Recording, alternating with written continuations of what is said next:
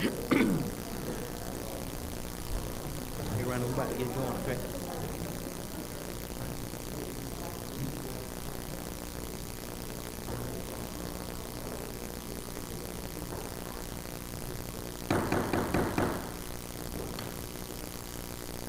Guys, thank you so much for being here today. Today is August 17th, 2021. Um, our thought for today is strength of a character means the ability to overcome resentment against others, to hide hurt feelings, and to forgive quickly. That's Lawrence G. Lavuska. I'm gonna go ahead and officially call this meeting to order tonight. We're gonna ask if Commissioner Mason would lead us in our prayer tonight and ask if Commissioner Edwards would lead us in our pledge. Commissioner Calvin is here tonight by phone, so he has phoned in, and Commissioner Sanders is here as well. So guys, we're gonna ask if you would proceed accordingly. Thank you, Mr. Chair. Let us all bow our heads. Dear Heavenly Father, we thank you for bringing us back to this meeting one more time to do the business of Newton County. And God, we ask that as we proceed and go through this agenda, God, that you would give us the wisdom, the knowledge, and the understanding on how to lead this community with excellence, with grace, dignity, love, care, and compassion. God, we just ask that you bring this community together as you have called us to be. And God, we even ask that you touch each elected official that sits here to make decisions for this community. God, we ask that you continue to renew our minds and our hearts and our spirits, God, so that we may be the leaders that you have called us to be, that we may lead this community into a level of excellence. And so we thank you. We give you all the kingdom honor and glory. In Jesus' name we pray. Amen. Amen.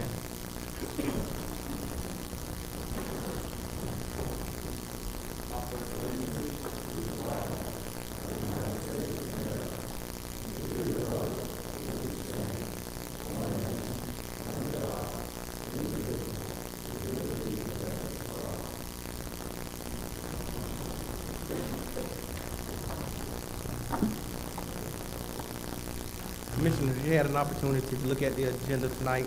I seek a motion that we approve, please. So moved. Can I get a second? It's been motioned by Commissioner Mason and second by Commissioner Edwards. Any discussion? All in favor? Commissioner Cowell. Thank you. It passes 5-0. Thank you. Guys, there is a need for executive session tonight before we move into further um, potential litigation. I seek a motion that we move into executive session, please. It's been motioned by Commissioner Edwards and second by Commissioner Mason. Any discussion? Commissioner Henderson. Thank you, Mr. Chairman. Can you say, tell us everything, can you tell us what it may be for? Potential litigation. Thank you, sir. All in favor? Thank you. It passes 5-0. Guys, we're going to move into a quick executive session. We'll be right back, and we may be taking a vote. Thank you.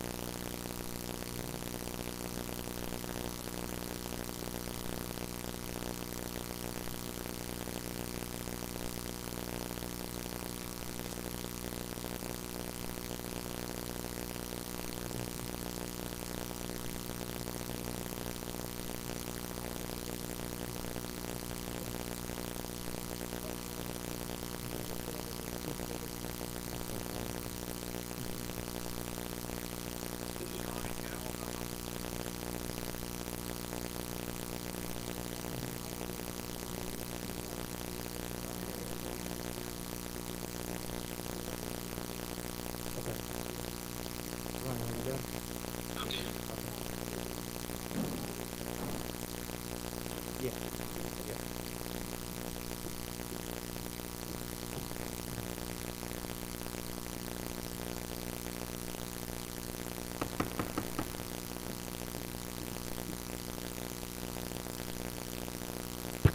Yeah. Guys, I seek a motion that we resume back in our regular scheduled meeting, please. Can I get a second? It's been motioned by Commissioner Mason and second by Commissioner Edwards. Any discussion? All in favor? Commissioner Cowell? Aye. Thank you, sir. Passes 5-0. Guys, it's actually 7:33. We're running just a couple of minutes behind. It's time for our zoning tonight. We're going to ask Ms. Judy if you would please come up tonight, ma'am.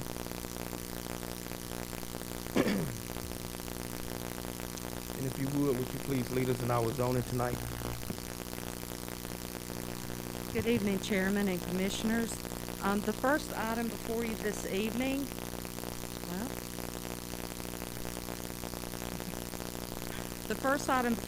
evening, is conditional use permit CUP 21-000002. The property is located at the corner of Highway 11 and I-20. The proposed use is for a fast food restaurant. It is in the Brick Store Overlay Tier 2 and 3, located in District 1 on map parcel 1112-017. The acreage is 46.12 acre tract with 10 acres proposed for the project site. The applicant's intent is to establish a convenience store with the sale of fuel and motor vehicles and the use of underground fuel tanks in the Little River watershed. This is an aerial view of the property. As you can see, the property is on the southeast side, the south side of I-20 and the east side of Highway 11. This is a zoning map. It shows the property is zoned both CH, commercial highway, and AR, agricultural residential. The future land use map does show that the property is in a development node. The watershed, as stated before, is the Little River watershed, which is the reason why this property had to apply for a conditional use permit. And the overlay map shows that the property is both in Tiers 2 and Tier 3 of the Brick Store Overlay. Commissioner District, again, is District 1. And this is a site plan of the subject site. This is a rendering of the potential proposed building. There is a zoning condition that will change this somewhat, but again, this building here does meet the Brick Store Overlay, but because we are attempting to set a tone for the brick store, the building will be four-sided brick. So conclusion, the conditional use permit is required due to the sale of fuel for motor vehicles and the use of underground fuel tanks in the Little River watershed.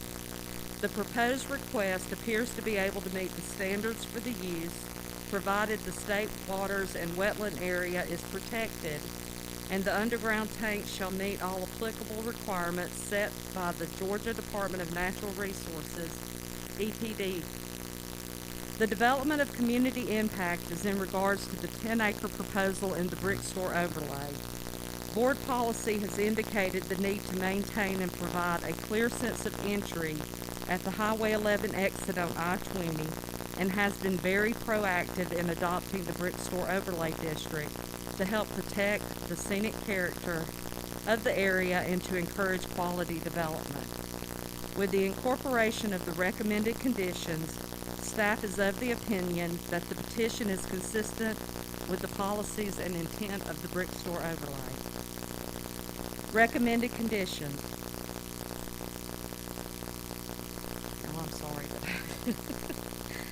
Should this petition be approved by the Board of Commissioners, it should be approved for the conditional use permit for a convenience store with the underground fuel tanks on a conditional basis, subject to the owner's agreement to the following enumerated conditions.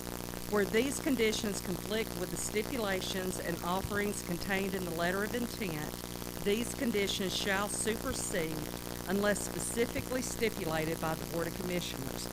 A, There shall be a minimum of a 100-foot of landscape buffer on the developed property along the frontage of Highway 11, except for the pavement portions of the driveway and curbs. B, all parking areas shall be of hard surface such as pavement, concrete, or pervious pavers to prevent any dust impact to neighboring properties. C, compliance with section 520-010B, requiring the 35-foot of a natural and undisturbed riparian buffer for a stream or wetland area, except to the extent the buffer requirement is mitigated by the act of the Army Corps of Engineers. D, the underground tank shall meet all applicable requirements set by the Georgia Department of Natural Resources Environmental Protection Division. The tanks are to service 16 motor vehicle pumps or 32 fueling positions only. There shall be no extended parking except for employees during their working hours.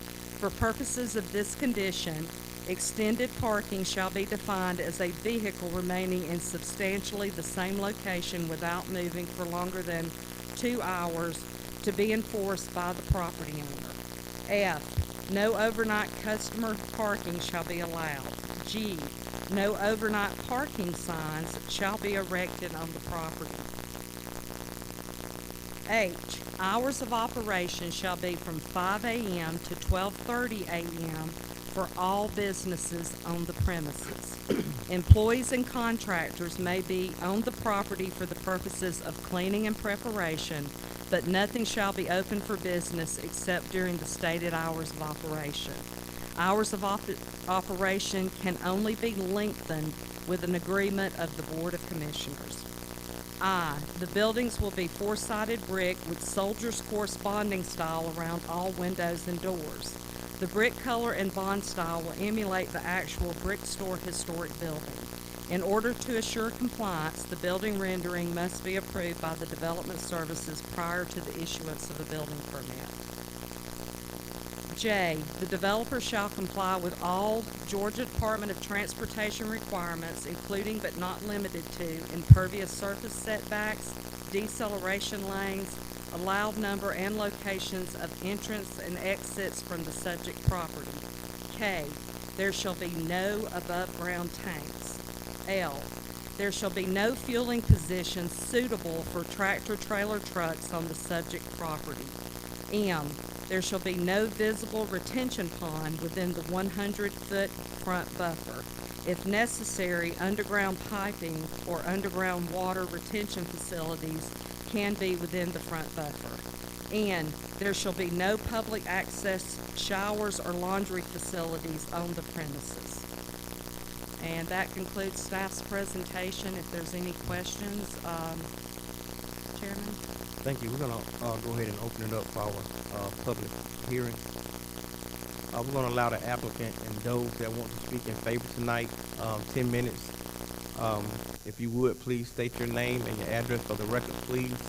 The applicant and those that are in favor tonight. You may come at this time.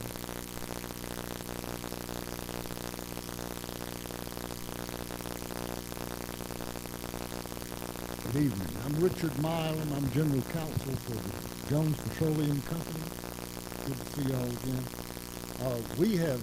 We're asking you to approve this conditional use permit. The conditions have been hammered out. We've been continued for 60 days here, but this process has been going on twice right now. We have been working with some of the commissioners who have been kind enough to talk to us, Chairman Baines, Commissioner Edwards. We've been working with Ms. Johnson. We have, Mr. Jones came over here and we had 2 meetings. Then we have spent a good bit of time consulting with the county attorney. We think that we have a good compromise here that will be something good for this community. It's not going to be a truck stop, and the conditions make that as clear as they possibly can, because there's no way you can get fuel into a truck unless you have specialized equipment, and we're not going to have any of that on the premises. gonna have 16 pumps of passenger vehicles. There'll be some diesel, but that diesel is just for passenger vehicles. It will not service a big truck. Our plans right now are to have at least 3 restaurants in there, but we might have 4. It depends on, do you have any questions at all? Okay, thank you. Thank you. Anyone else that want to speak in favor? Anyone else that want to speak in favor tonight? Anyone else that want to speak in favor tonight?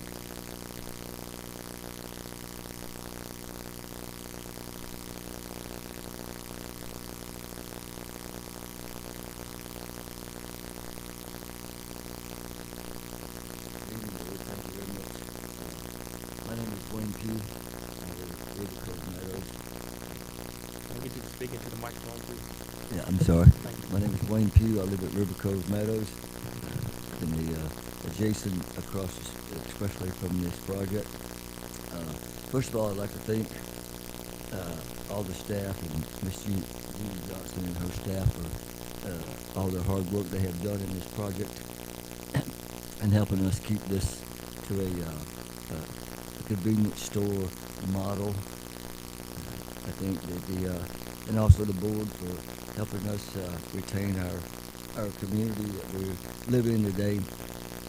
And after reviewing all the stipulations that, and the conditions that they have put forth, we want to make sure that we actually agree and accept the travel center, convenience store travel center, I guess is the better way to put it, as long as it's not a truck stop. And I think we've all made that real clear, so I appreciate that. But recommending the conditions to be followed through by the board and by the planning zone to monitor all their building restrictions. I think the one thing that we would like to ask for change as a community around the area is the operation of the hours. Back in May of this year, they all agreed to go from 5 a.m. to 11:30 p.m., which is 18 and a half hours of a convenience store being open. That's 2 shifts for the employees instead of to 12:30. If it's a possibility we get that changed, we'd like to see that be amended somewhat. It's just 18 hours of being open. It's just traffic on our exit. I don't think it would matter so much. And number 2 is make sure there's no above ground tanks, even though that I know the conditions say there'd be no above tanks. Let's follow through on any of their position on that avenue. Third is how did the actual store grow from 8,000 square feet to 24,000 square feet? That's an awful large convenience store. I'd like to know what all they're going to put in it. 2 more restaurants. They said they're going to put 4 restaurants in one building. It seems to be an awful lot, but make sure they all contained in the one building instead of having another building adjacent to the 24,000. In addition to uses of the facility, other than those approved by the CUP, described in this project, describe, report, and approve conditions by the BOC will require a separate application in any above compliance with the brick store overlay at any diversion from the conditions of this approval or use of any required prior written approval from the Newton County Board. Make sure that anything that they do outside what we're have approved here, that it's come back before the board to get additional approval. And that's all we got to say at this point, I believe. I agree with what you guys have set forth. I thank you again for your time. And Ms. Judy and their staff, thank you very much for considering our community in the River Cove and the surrounding areas. It's just not River Cove. It's all the surrounding areas for keeping our rural area and the brick store overlay in place. Thank you very much. Thank you, sir. Anyone else want to speak in favor tonight? Anyone else want to speak in favor tonight? Thank you. That portion of our public hearing is closed. We also allow 10 minutes for those that want to oppose tonight. If you would, please come up tonight. Please state your name and your address for the record, please. If you want to oppose tonight, please come up and state your name and your address for the record, please.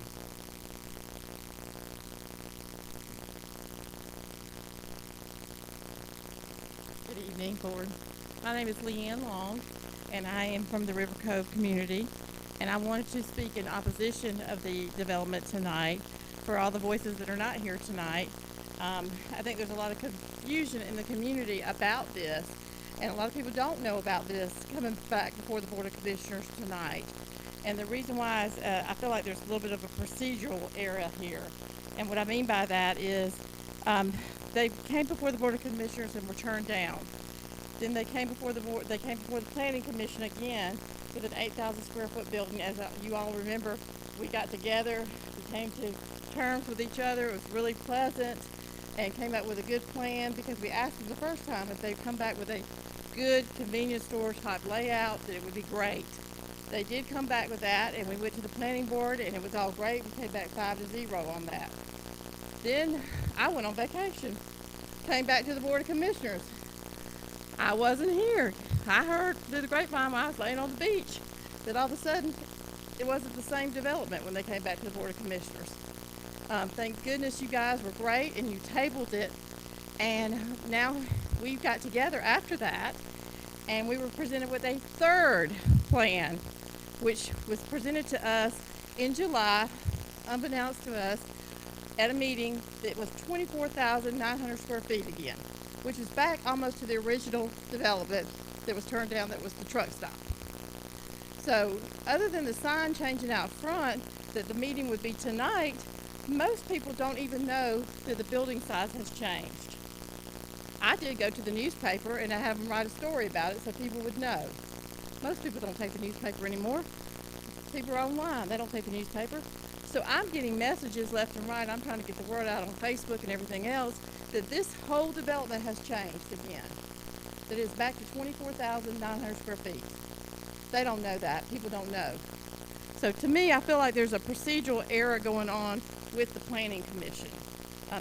Judy does a great job. I'm not talking about her. I just think that we need to look and see if there is an error there. Because if you change the entire plan and people don't know about it, how does that happen? Does a regular citizen get to do that? You know, go from 8,000 to 24,900 square feet? So that's my comment there. Also, we agreed on hours. We agreed that this would close at 11:30 p.m. We're in a real area. Okay, 11:30 p.m. at night is plenty of time. Now we've gone back to 12:30. So if you do make a motion to approve this, we've worked very hard on it, then 11:30 is plenty of time for this business. The streets roll up out there, y'all, at 11 o'clock. So, you know, 11:30 is great. 5 a.m. in the morning, we did say 5 a.m. was great because people need to get coffee to go to work. So opening at 5 a.m. is wonderful. So that's where I stand on it. I just feel like that so many people in this community do not know about this enlarged building that is coming. They still think it's 8,000 square feet. You know, some people don't want any development. We're not against the development at all. We need development. I'd like to have a hamburger every once in a while and not have to drive to Covington to get it. So I appreciate that, and thank you so much for all your time. Thank you. Anyone else? Anyone else want to oppose tonight?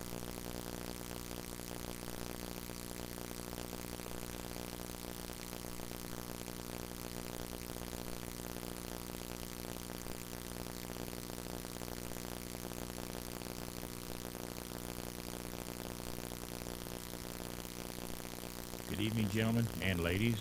My name is Jim Hickok. I live in Mystic and Willow Woods Farms, which is it is a mile and a half from Highway 11 down between 11 and 229. I built my house out there 52 years ago. 30 years ago, Davis Morgan approached a group of us in the county out there to develop an overlay for the hub. I was one of the original people on that committee, along with Stan Edwards, or one of the, was it your father? Yeah. Mort Ewing, Betty Bledsoe, Pierce, John Penland, Bradley Jacoby. Davis said it was going to take about 3 months, about 3 weeks. We ended up there for almost a year and a half. We came up with a development for a village-type area for the hub, also one in Stanton Springs, and incorporated a path between the hub and Stanton Springs. Stanton Springs is being developed along with along the lines of what was originally charted there. Around the hub, the average property size in a 5-mile radius is 3.7 acres. 3.7 acres. That's River Cove, Surrey Chase, Willow Woods,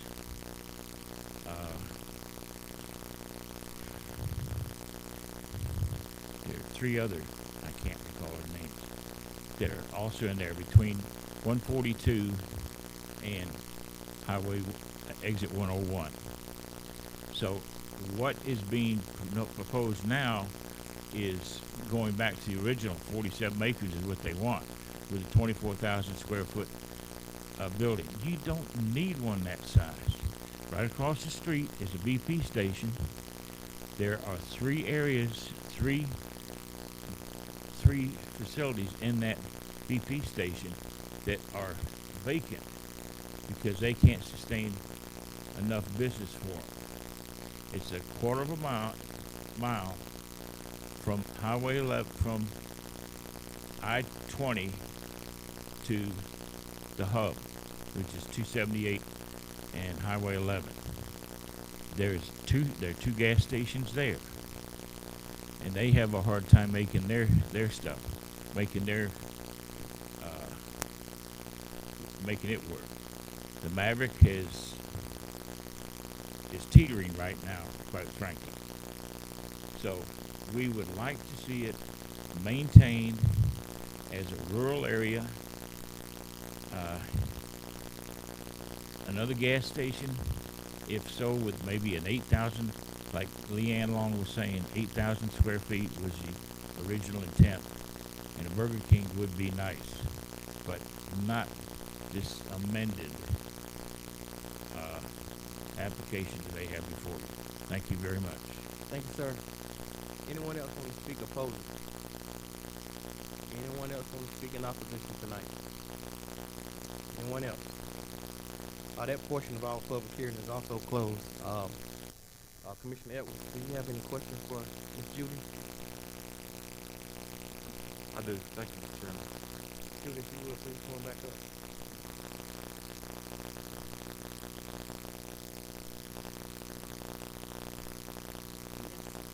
Judy, so just to be clear, the new design of this building, have we adhered to all what is required of the planning and zoning and all the actions that have to take place to make this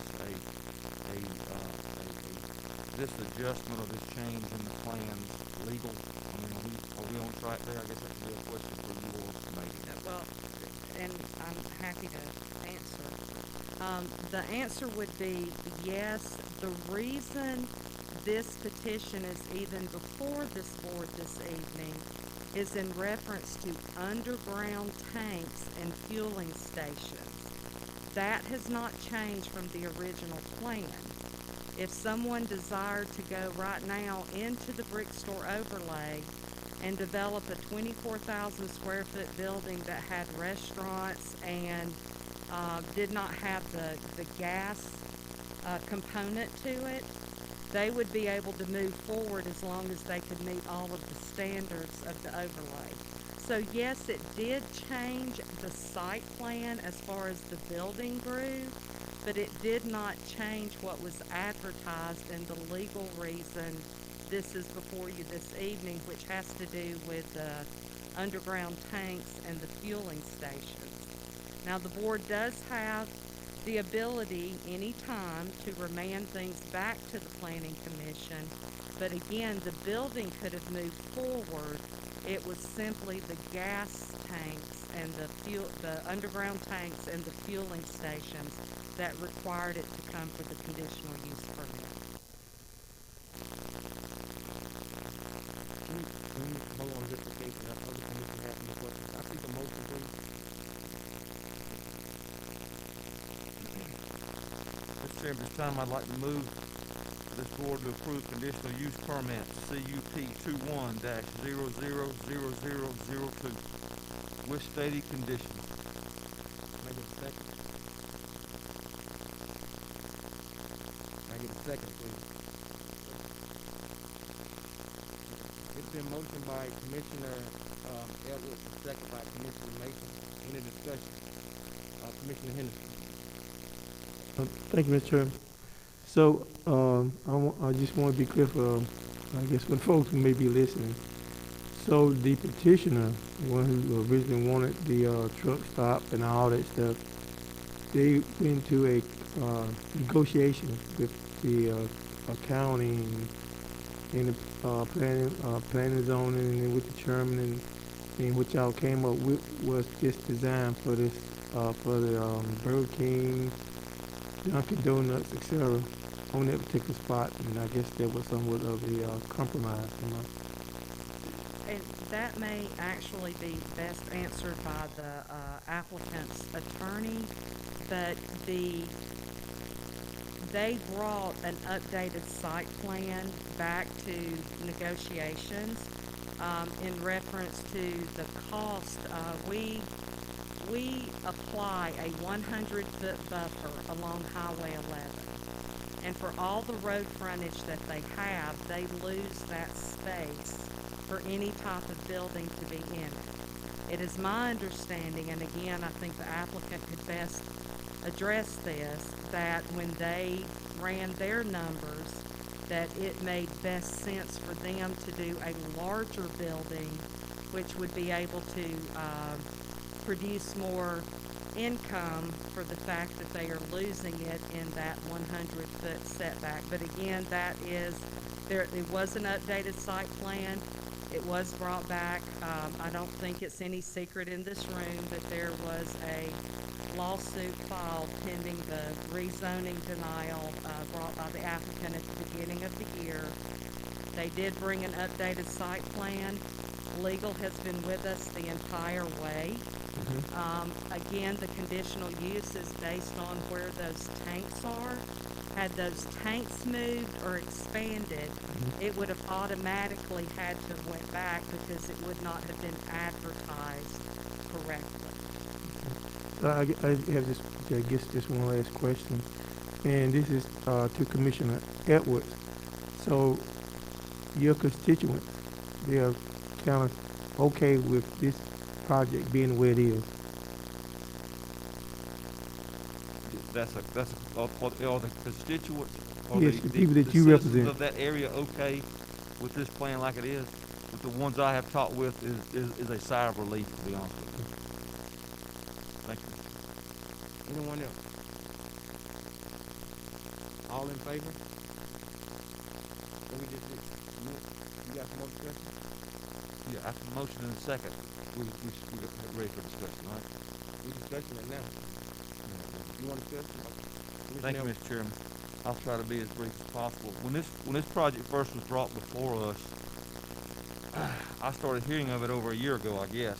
Maybe not quite that long, but it scared me. And my baseline has always been the brick store overlay.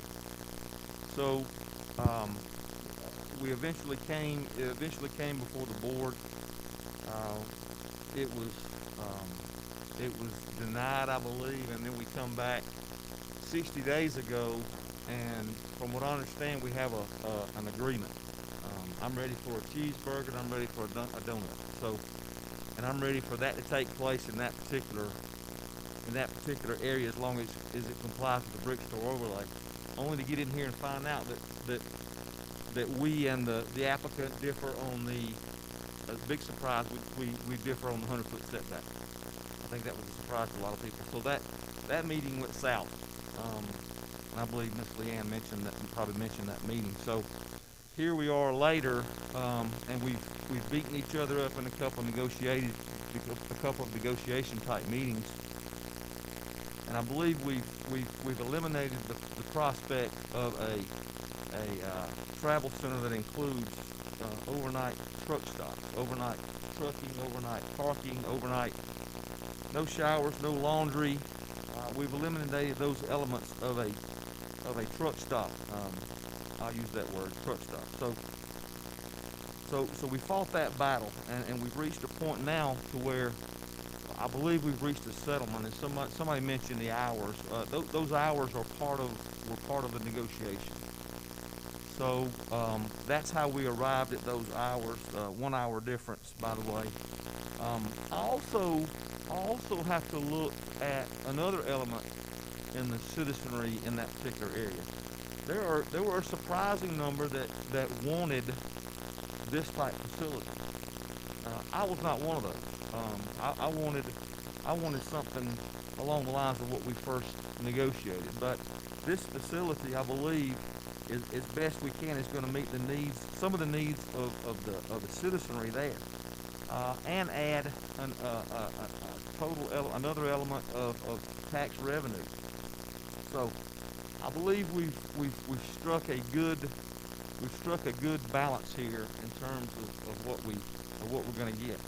Additionally, and I'll say this lastly, I was absolutely adamant this has to conform to the brick store overlay, because it's going to be the opening project in that particular area going from I-20 south. So I wanted to ensure we had a very, very nice facility that in turn, that also met some of the needs, the basic needs of the community in terms of gas and fuel, and the fuel, the convenience store, and even the restaurants, while eliminating the possibility of the trucking element. So that's how I arrived at my decision anyway. So and that's why I'm supporting and made the motion to pass this particular conditional use permit. Thank you, Mr. Chair. Thank you. Any more discussion? All in favor? Commissioner Calvin, can you hear me? Can you hear us? All in favor? All opposed?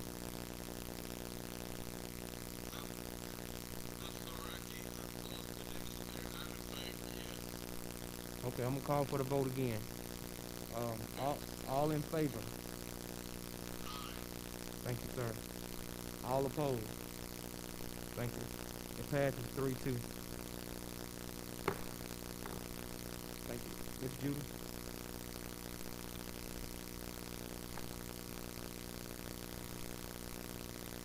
The next item before you this evening for consideration is appeal case APP 21-000002. The original case number is VAR 21-000009. The name of the applicant is Walt Freeman. The address of the property is 325 Mountain View Drive on tax parcel 47C-44. The size of the property is 0.6 acres and it's located in District 2. The appeal request is to appeal the Board of Zoning Appeals decision which denied on July 22nd, 2021 to be allowed to have an accessory structure which is an existing carport to be located between the home and the street. The applicable standards is section 510-020A2 of the Newton County zoning ordinance. which says all accessory buildings or structures shall be located in the rear yard or in the side yard, but not in the front yard or between the house and the street with following exceptions. And I deleted those sections because they did not apply. This property is zoned R2 and not agricultural, so those were in reference to barns. The purpose is to allow an accessory structure, an existing carport, to be located between the home and the street. The potential effects on the county is none if developed with staff's recommended conditions. The potential effects on the neighborhood, even if incorporated with recommended conditions, the structure will still be visible. The recommended conditions are, should the request be approved, staff recommends the board approve the application with the following conditions. 1, VAR 21-000009 is for the existing metal carport only. Number 2, structure shall remain open-sided and shall not be enclosed in any way. This is an aerial view of the property. The property is highlighted there in blue. This is the zoning map, which shows it's in the R2 zoning district. The next is the Commissioner District maps, which shows it is located in District 5. And this is the location of the structure. If you see where the little red box has been populated, that is approximately the location of the structure. We do have photos to show a little better. So this is the applicant's photos. Variances are based on land hardship. I understand this board doesn't get a lot of appeals, so I do want you to understand that a variance is truly based on whether or not there's a land hardship on the property. As you can see here, if you're looking directly at the house on the right side, the property goes downhill at a pretty steep angle. I think that's about a 6 or 8 foot drop there. And if on the left side, which is the top photo, the property slopes up toward the neighboring lot. So I think that was about a 6 foot drop on that one. This is a picture taken from the side of the property. It is out of the right of way. You will notice that where the driveway comes in, there's a split right before you get to the basketball goal there, and that split is where the county's right of way ends. The next photos, these were taken by staff just so you have a visual of what the structure actually does look like. And that is the applicant's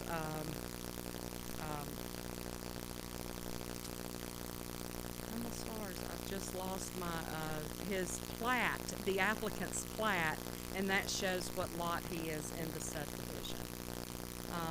And if you have any questions, I'm certainly happy to answer those for you.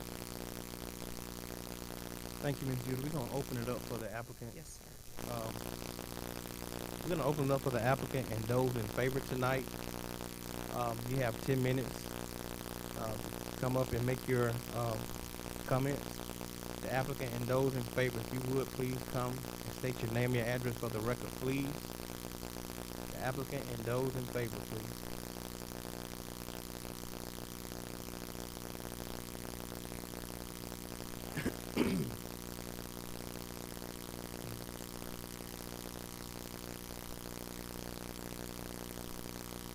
If you will, please state your name, your address for the record, please.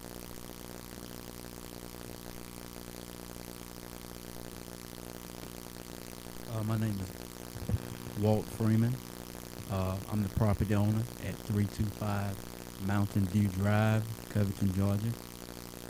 I have lived at this residence now for more than 20 plus years, and I have seen a lot of change in the neighborhood. Some good and some not so good.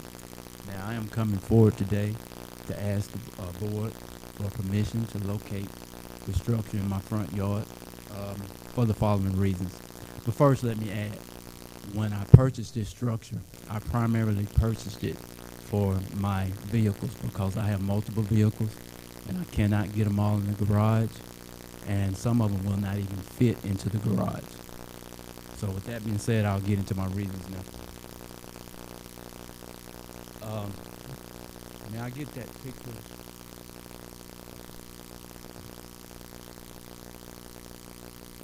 Of the right side of my home, please.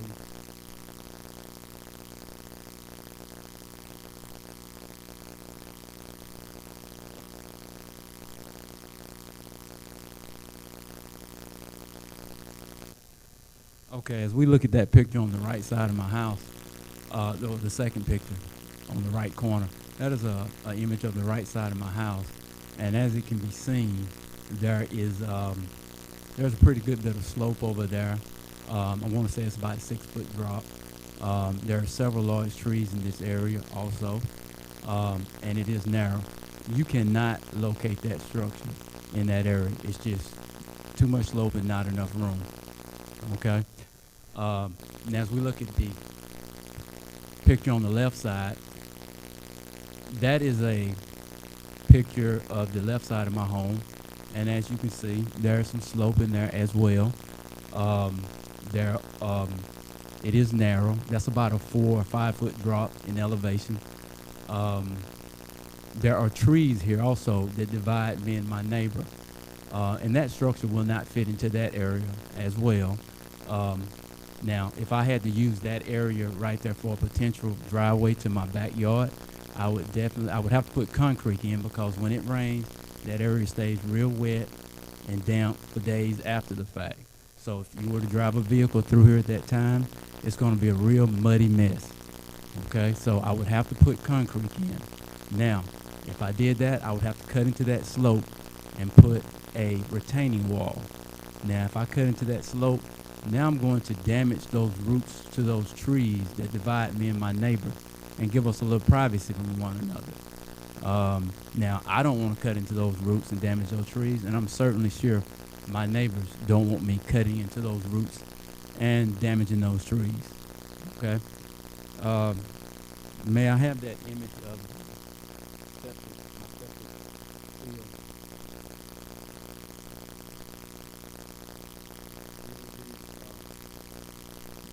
Number 12 on the staff report.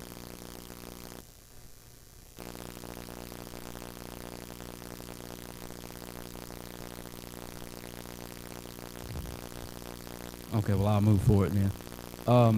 Now, that will be a diagram of my septic field and septic tank, which sits on the back left corner of my house. Now, that septic field is about 900 square feet, and it has a drain line that comes off of it that is 300 feet in length. Now, I wouldn't want to be constantly driving my vehicle over this, because I think I could do damage to my septic system if I was to do that. Also, I would not want to put concrete over this area for obvious reasons, because you have to have access to your septic field or your septic tank. Okay. Now, as far as the structure itself, if that structure, I would not want to locate that structure on there, because that structure is being anchored down or held down to the ground with 8 rebar spikes that are 3 feet in length. And for additional support, it is also being held down with 6 anchor bolts that are 2.5 feet long in length. So for obvious reasons, I wouldn't want to locate that there. Okay, so I'll get to my next reason. Reason number 4. Now I'm talking about the area that is in between where my septic field ends and where my land buffer begins. Now, this is not that much room, and that area is being reserved for a replacement septic field if I should ever need one. Okay. Now, reason number 5. Now we're entering into my land buffer. And let me add, it is a well-established land buffer. There's a lot of large trees and a lot of large bushes. Now, I would not want to cut into that land buffer, because if I did that, I would be exposed to the Georgia Power easement that starts right there where my land buffer ends. Now, there are people that walk back there on that easement. There are people that ride dirt bikes and 4-wheelers back there on that easement. There's all types of things that go on back there on that easement. So if I was to cut into that, now I'm going to lose all of the privacy that I have and that I enjoy. And I do not want to lose my privacy, okay? Now, reason number 6. Now, my yard has a drainage easement, but it comes with a problem. Now, that drain runs off the main road and runs under the slope that's on the left side of my house and runs out into my land buffer. Now, if I go cutting into that land buffer, now I'm going to be exposed to all of the trash that runs off the street into that drain and funnels out into my land buffer. That would mean I would be looking at all of your McDonald's bags, all of your Coca-Cola bottles, all your potato chip bags. You know, I've seen everything come out of that drain. So I wouldn't want to cut into that land buffer because of those reasons. Now, this brings me to reason number 7 and my final reason. Now, I had my zoning board hearing about a month ago. And at that hearing, I had letters of support from the adjoining neighbors. I had letters of support from other neighbors in the neighborhood. I had people to show up who I did not know that were in support. I had no opposition whatsoever. 0. Now, may I have that picture with the one with the basketball goal, please?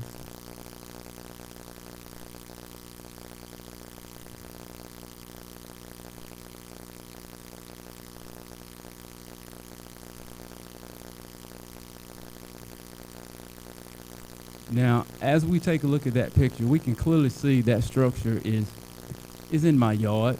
It is not in the 5-foot right of way. It's not obstructing my vision.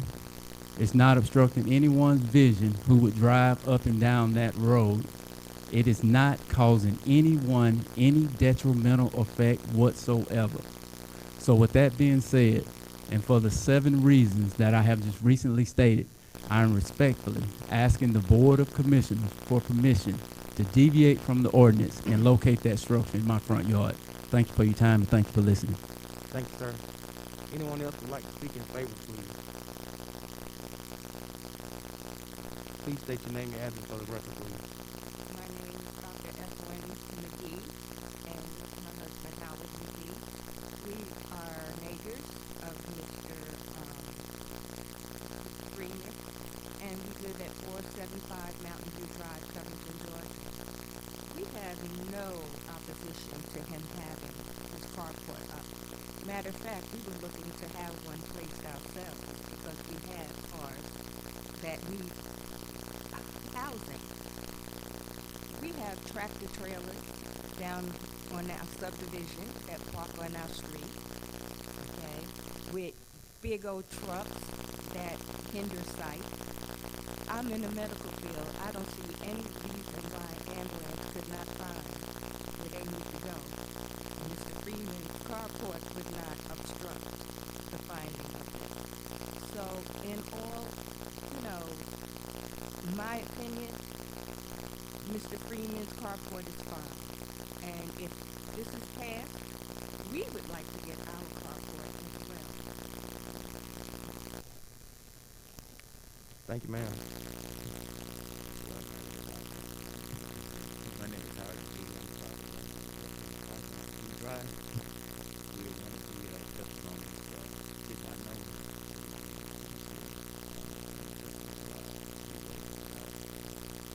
I've been in that property since July 6th.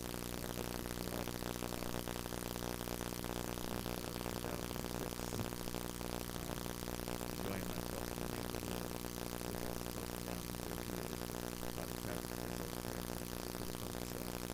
The one thing that I have wanted to do, and I didn't get a chance to do, is one of the photos that you had, and I'd be willing to show it to you. Because I'm going around, I was looking at it here. If you don't mind, I know you all can see it. I go past this house every day. And every time I go by, this is the view right here. Going and coming back. You look on the street. Nobody parks on the street. Everybody parks on the driveway. You have the traffic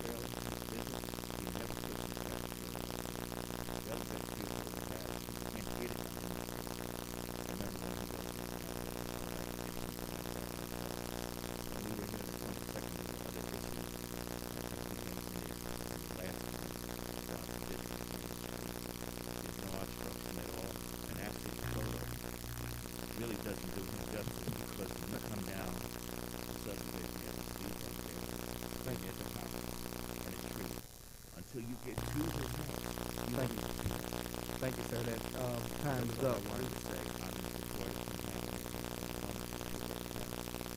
Thank you, sir.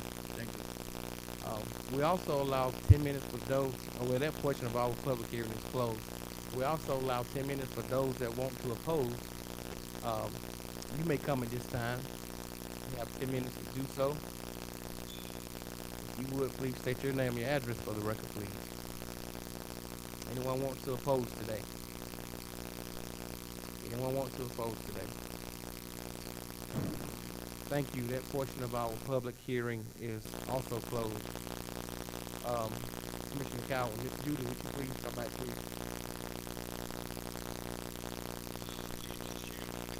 Can I ask Judy just a couple of questions, please? Sure can. Judy, does our code provide for a hardship allowance? And if so, does conditions on a certain lot justify a hardship? Yes, sir. One of the 4 criteria in approving a variance would be whether or not there is a land hardship. Okay, because it sounds to me like his lot is kind of small. He's got a septic area back there. He's got a limited access to his backyard. He's got some grading issues that might be there. I don't think that in other words, I don't think we should require him to do all this extra work in order to put a aluminum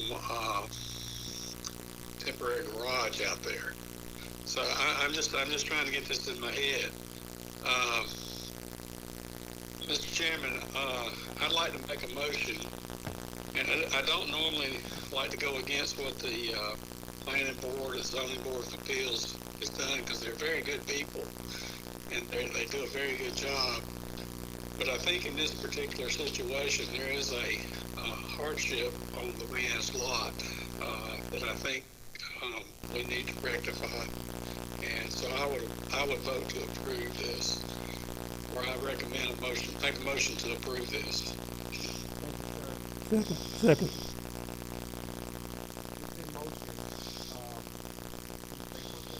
It's in motion by Commissioner Calvin, second by Commissioner Henderson. Any discussion? Commissioner Henderson. Thank you, Mr. Chairman. You know, I think this gentleman came up and he had such a great presentation. I mean, if I wanted to vote no, I couldn't, because it was he was right on point. And the way a lot it looked, he couldn't put it in the back, he couldn't put it in the side, he didn't want to put it on the set system, so he had no choice but put it in front of his home. And so, you know, I think this is a good, I guess what you call it, Mr. Judy, change order, approval. And so I just, thank you. Thank you, Mr. Chairman. Thank you. Any more discussion? Commissioner Evans. Thank you, Mr. Chairman. I think what Mr. Freeman said at the beginning of his presentation that caught my ear was it was difficult to fit vehicles into the garage in the beginning. So, you know, it begs the question, did previous boards approve a subdivision with inadequate carport space? So, you know, that's an unanswered question as well. So I tend to agree with Mr. Henderson and Mr. Calvin. Thank you, Mr. Chairman. Thank you, sir. Any more discussion? All in favor? Commissioner Cowan, aye.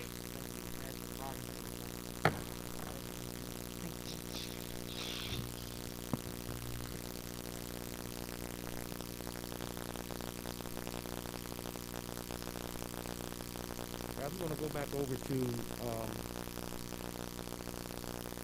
well, we need to make we need to take a motion to amend the agenda, please.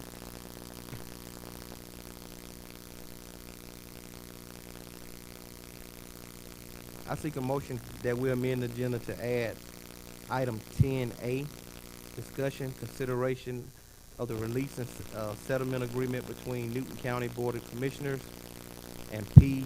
Jack Davis and JPC Design and Construction LLC. I seek a motion, please.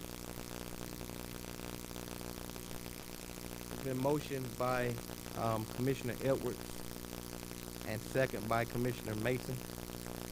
Any discussion? All in favor? Commissioner Galvin, aye. It passed 4-0, thank you. Next on the agenda is citizens' comments. This opportunity that we allow citizens to come up and make comments about agenda topics only. Agenda topics only. If you would, please come and state your name, your address for the record, please. Agenda topics only.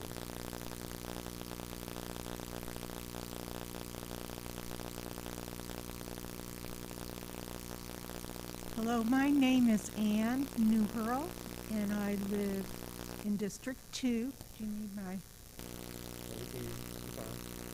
Pardon? Yeah, go ahead. You can do it. And there's two things on the agenda that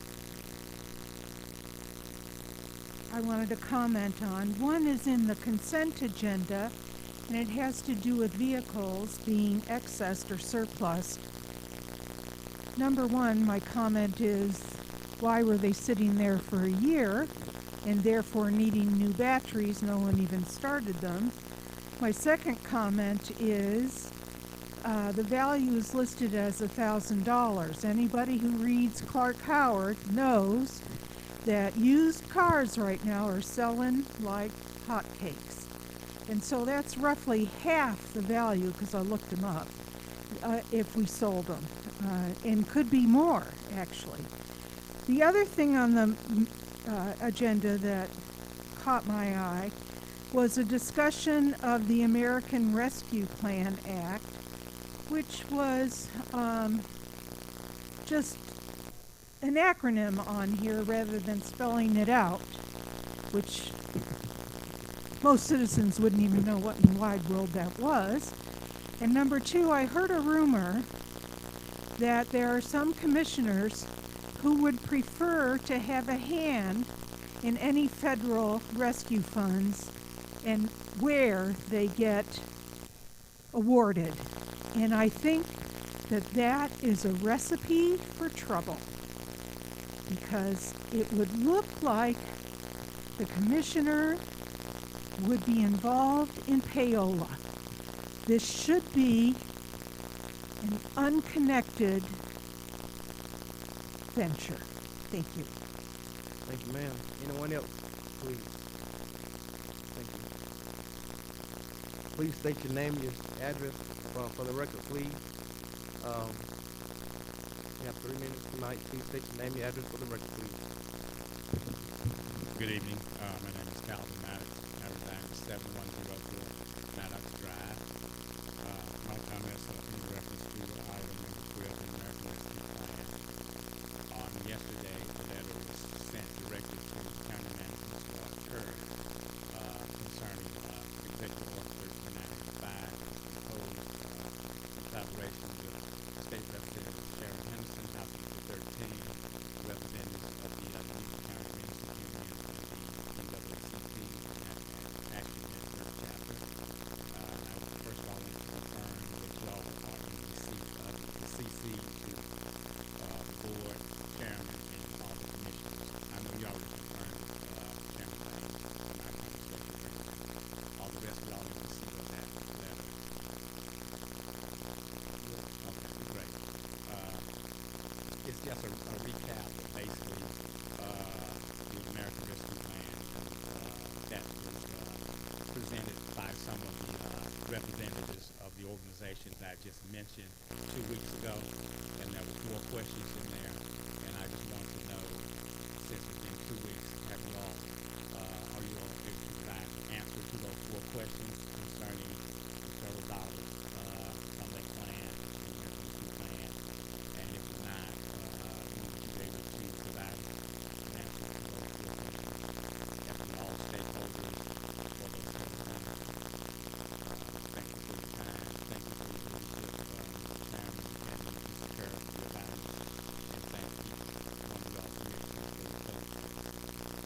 sir. Anyone else want to make comments about agenda topics only? Agenda topics only. Thank you. That is closed. Next on the agenda is the chairman's report. Tonight we're going to ask Ms. Sarah Hall and Mr. Jerry Silvio. You guys, if you please, will come up. We're going to get a JDA report tonight.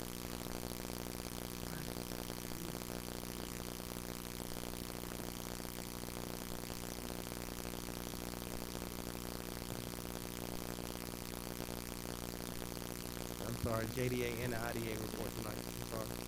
Hi, good evening, Commissioners. Chairman, thank you for having us. We're here for your second quarter, later second quarter, for your JDA update. I want to share with you a couple of things today.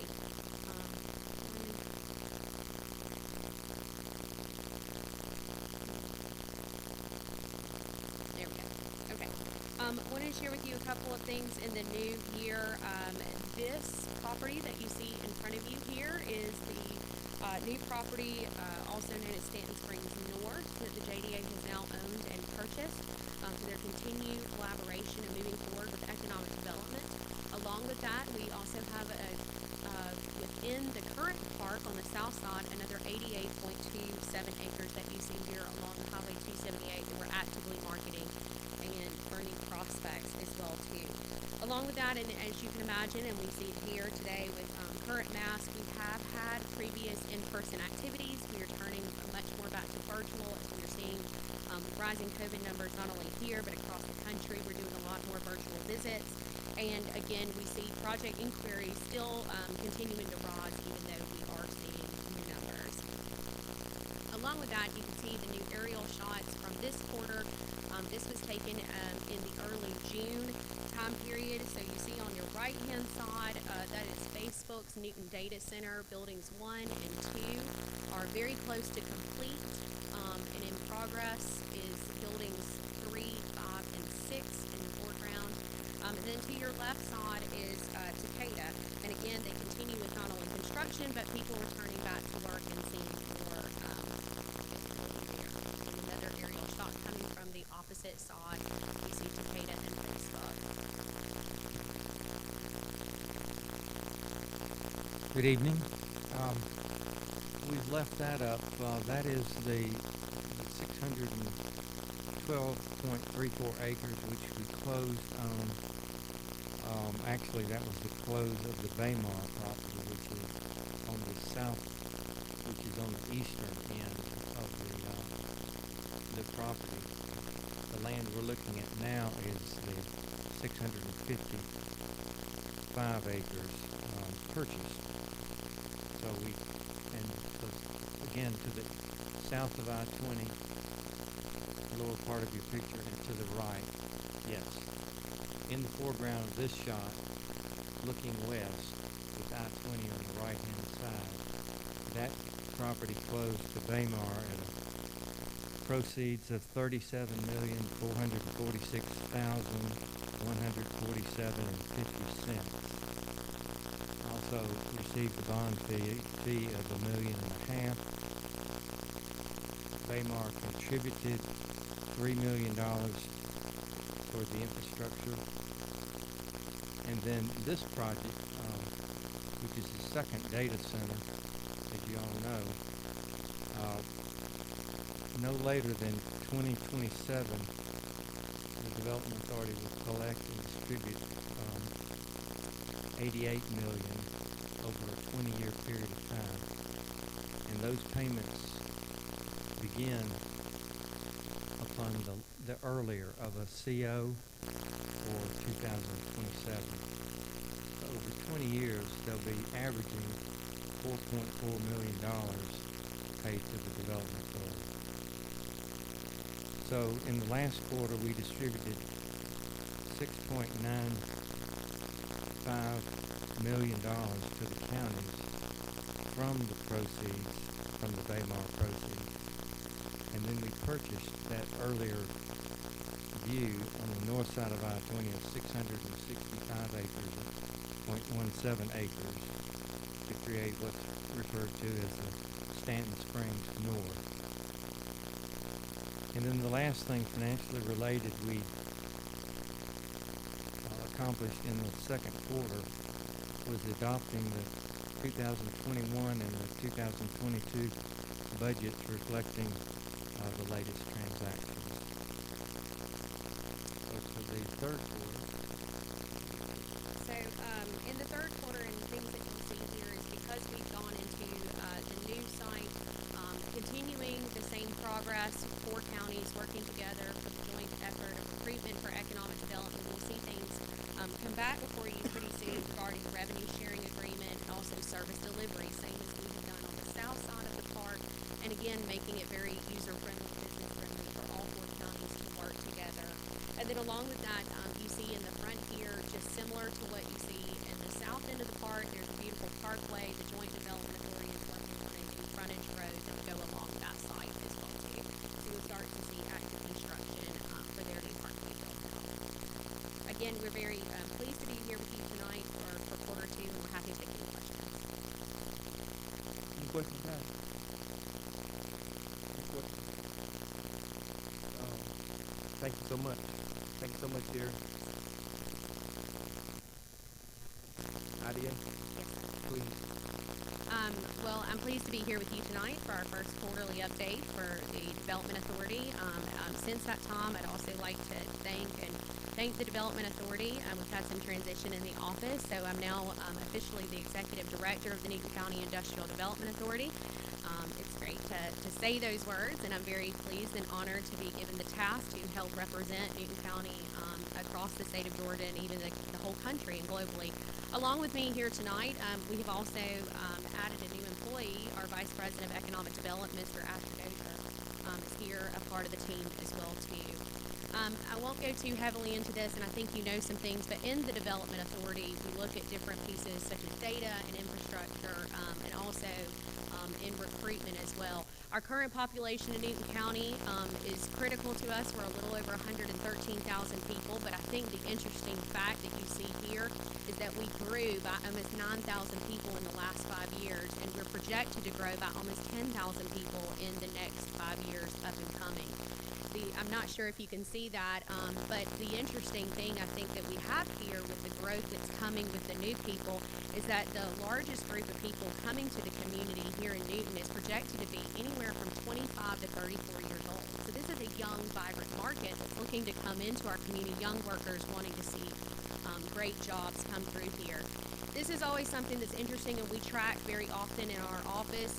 I started back now about 8 years ago in the Office of Economic Development, so back in the age of 2012, and our unemployment rate at that time was 13%. Obviously, you see the spike of COVID that we went through down to up to 6%. Our lowest time period was in 2019 at 3.4%, and currently we sit about 4.8% in 2021. Along that time period too, in the last 5 or so years, counting back from 2020, we have increased job numbers here in Newton County by 10.2%. That is outpacing the national average right now, which is 1.3%. We're outpacing them significantly now to 8.9%. So almost 7 times the amount of us creating jobs here in Newton. And again, why our office is so critical to put Newton first, create Newton jobs, put us in the forefront to be able to bring opportunities here as opposed to anywhere else in the country. Along with that, we've not only put jobs here, but we've also increased the workforce population market, people that are actually getting back into jobs. So that labor force participation, we've upskilled people, we've been able to get them back to work in a significant way. I have the honor and pleasure of being the chair for the Georgia Economic Developers Association for the state of Georgia in the Workforce Development Division. I've sat chair in this for over this will be my second term in this, and we partner with groups like the UGA Carl Vinson Institute to put workforce development webinars and activities together to talk about things. This up and coming one is in August, in about a week, talking about reaching the underemployed and unemployed and great strategies beyond that. Who do we target and why? We target biopharmaceuticals, high-tech companies, data centers, as you see, high-technology manufacturing and aerospace aviation companies, along with corporate headquarters and film, TV, music, and gaming. just another image of our corridor area here along 20. We have the blessing of having 4 intersections off of 20 that really hit our key partners and projects. And just to give you some aerial shots of some up-and-coming things, as you can see here, this is Covington Town Center, Alcovey Road. The current apartments are going in place. The hotels are under construction. This doesn't show it in this shot. It was taken about a week or 2 early, but Publix has broken ground, and then many other developments coming through this that are really challenging retail leakage. This is the Lidl site. As you can see, they're ready and pad ready. They will start going vertical very soon. And this is off of the access road on the western side of the county. Then 3 Ring Studios, now Cinelli Studios with active projects. They have 4 new developments internally and working on phase 2. And then lastly, we've had multiple inquiries regarding Stanton Grove, which we purchased earlier this year, commercial prospects and as well as industrial prospects. Also, too, the Water and Sewage Authority has put out to bid their infrastructure plans to continue to add water and sewer going into the site. And again, we're here for you, so please feel free to ask any questions and work with us. But again, we just thank you for your time, and I'm happy to take any questions. Thank you. Thank you. Guys, have any questions? Commissioner Henderson. Thank you, Mr. Chairman. What are our plans for small businesses here in Newton County, Covington, Newton County? Okay, I guess all of Newton County. I'm sorry, what you asked? I'm sorry. It's okay. What are our plans for small businesses here in Newton County? Great. Because it's a question that I constantly getting. You know, saying that, what about us? And so what are the plans? Yes, sir. Thank you for that. And so we actively work with not only the large business, but small business too. Our chamber president, Debbie Harper, sits on the Industrial Development Authority. We partner quite often with the Chamber of Commerce. We've held, whether it's webinars or activities, we work heavily with the Small Business Development Center with UGA. But we are here and available to do site placement. We're here to connect them with plans, with business licenses, however we need to work. We often work with the city and the county on trying to walk people through that effort. But we have a great relationship with the chamber as well as the Small Business Development Center in Athens to be able to service anyone. And all of those options at Small Business Development Center are free. And just one last follow-up question. How many small businesses have we helped maybe this year or last year? That's a great question.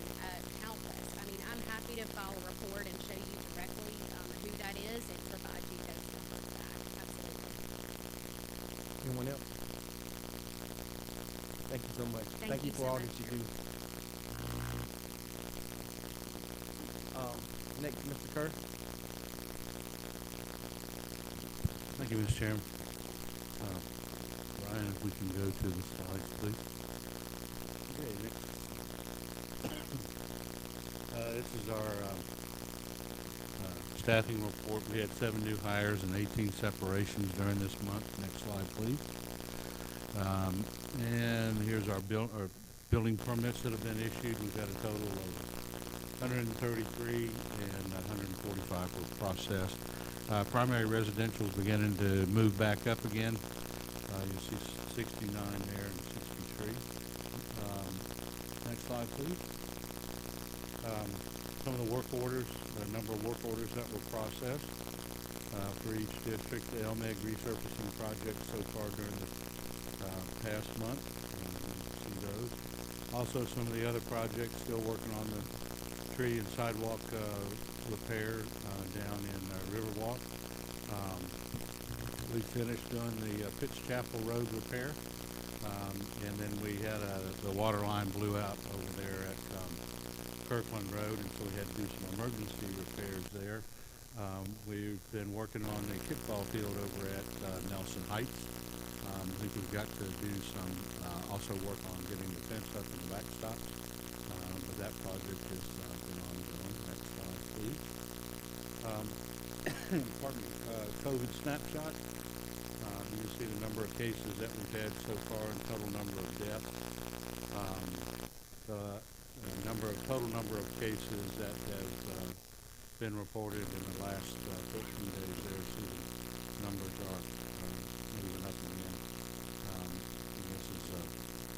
result of the Delta variant that we're experiencing right now. Next slide, please. This is the overview of the total numbers, age distribution, race distribution, and so forth for weekending.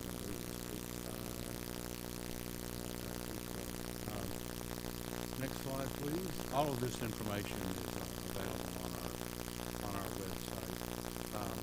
Vaccination, total numbers of vaccinations, we're at 33.5% are fully vaccinated, 38% have received at least one dose.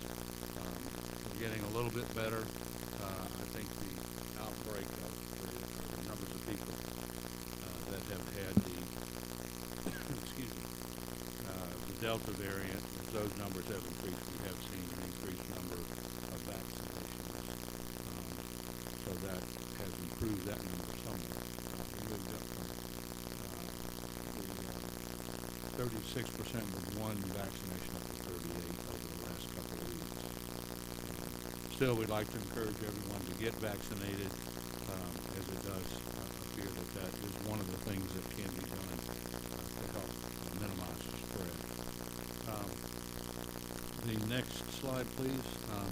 We did get our census results back on the by census tract, and you can see this first slide here shows you our population.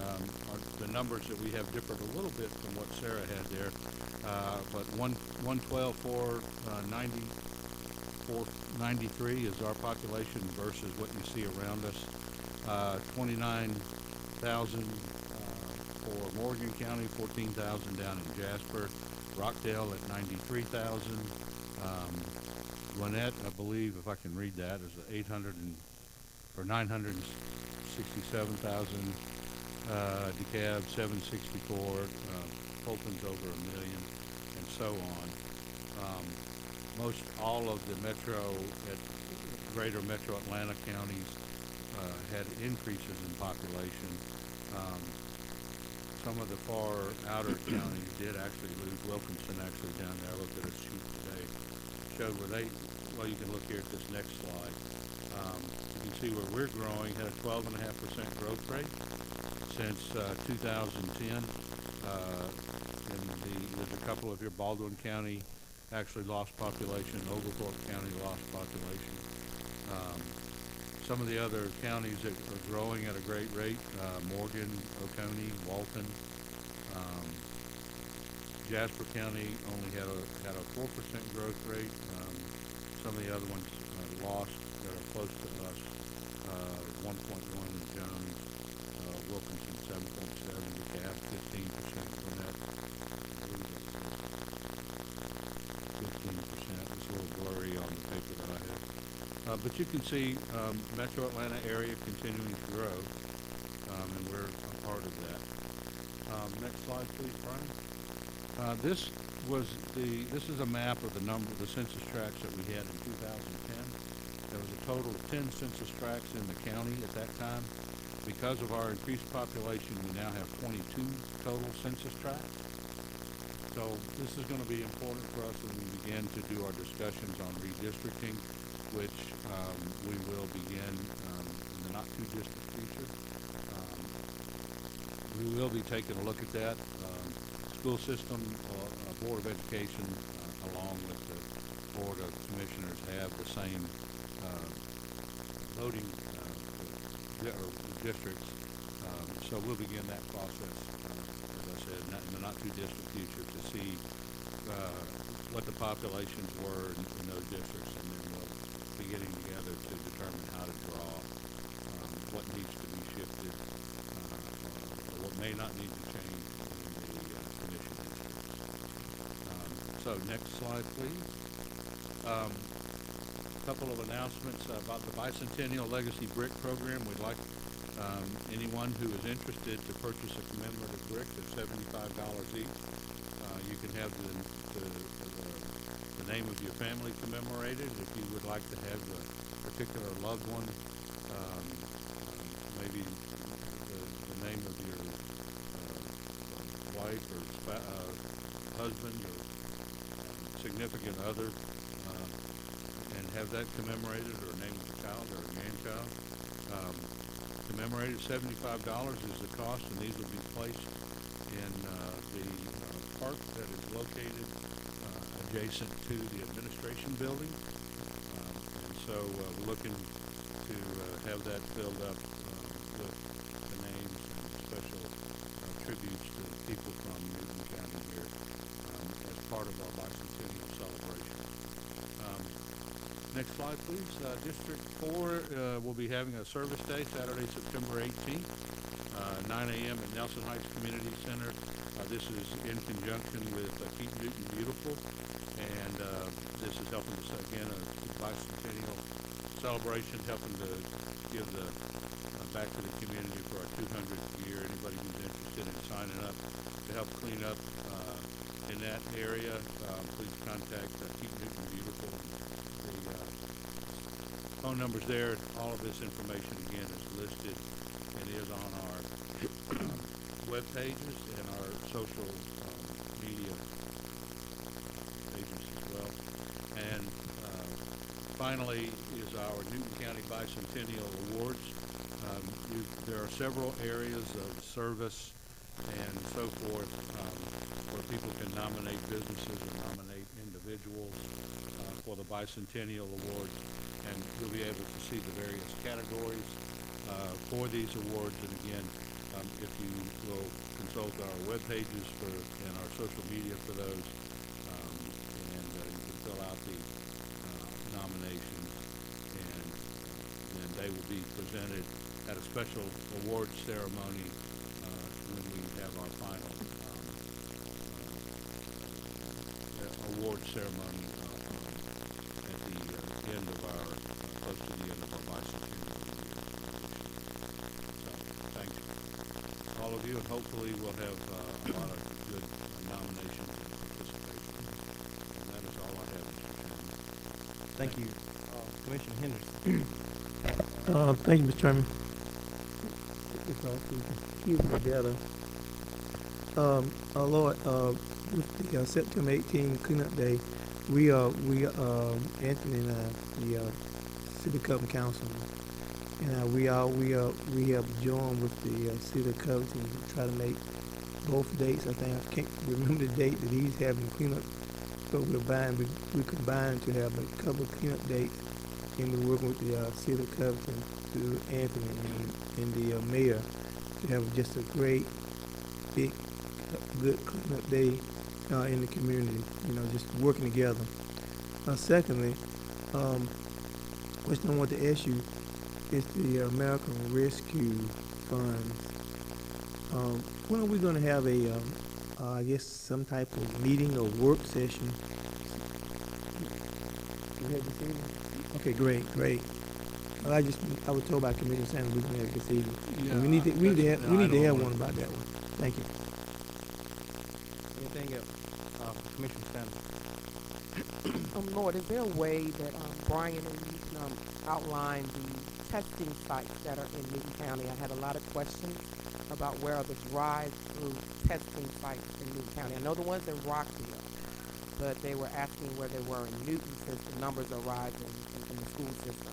A lot of parents are looking for those testing sites. I'm sure we can get a list of those and post them on the website. Anyone else? Thank you. Next is unfinished business. Newton County Water and Sewage Authority, City of Covington requests approval of SES plan agreement to provide improvement water and sewage service to the citizens in the unincorporated areas of Newton County. I understand there's you need to table this, is that correct? I'll make a motion. Yes?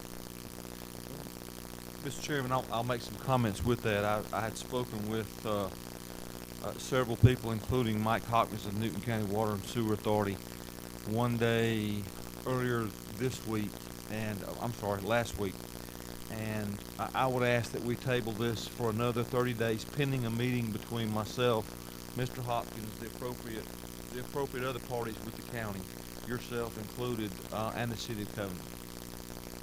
for a period of, table for a period of 30 days.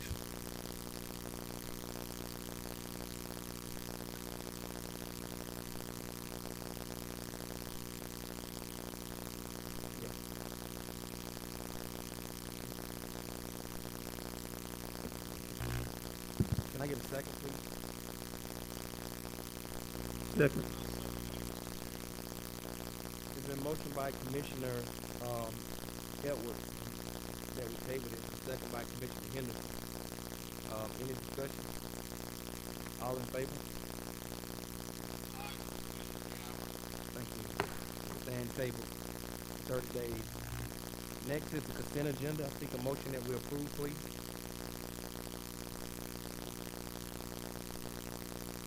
It's been motioned by Commissioner Edwards and second by Commissioner Mason. Any discussion? All in favor?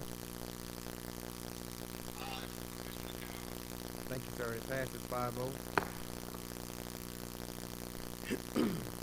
Next is item number 10, board discussion and consideration, Finance Department adoption of FY 2021 millage rate and resolution number 08172-021, resolution of the Board of Commissioners of Newton County, Georgia, adopting the millage rate for the 2021 property tax. I seek a motion, please. Mr. Chairman, at this time I'd like to make a motion to adopt the fiscal year 2021 millage rate and resolution number 08172-021, the resolution of the Board of Commissioners of Newton County, Georgia, adopting the millage rate for 2021 property taxes.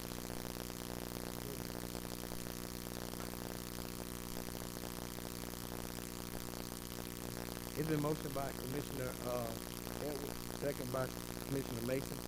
Any discussion? All in favor?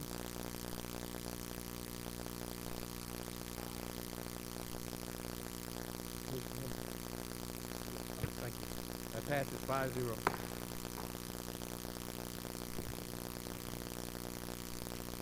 Next is item number 11, board discussion consideration, county manager, task order C4, amendment number 1, fire station, number 2 and 4, project management services, amendment to extend ascension time and man hours to provide oversight Chairman, and management. we missed 10A. Oh.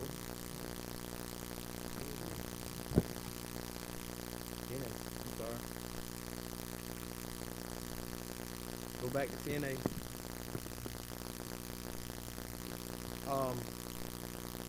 Request to amend it, discussion and consideration of the release settlement agreement between Newton County Board of Commissioners, T. Jack Davis and JPC Design and Construction LLC. Mr. Curtis.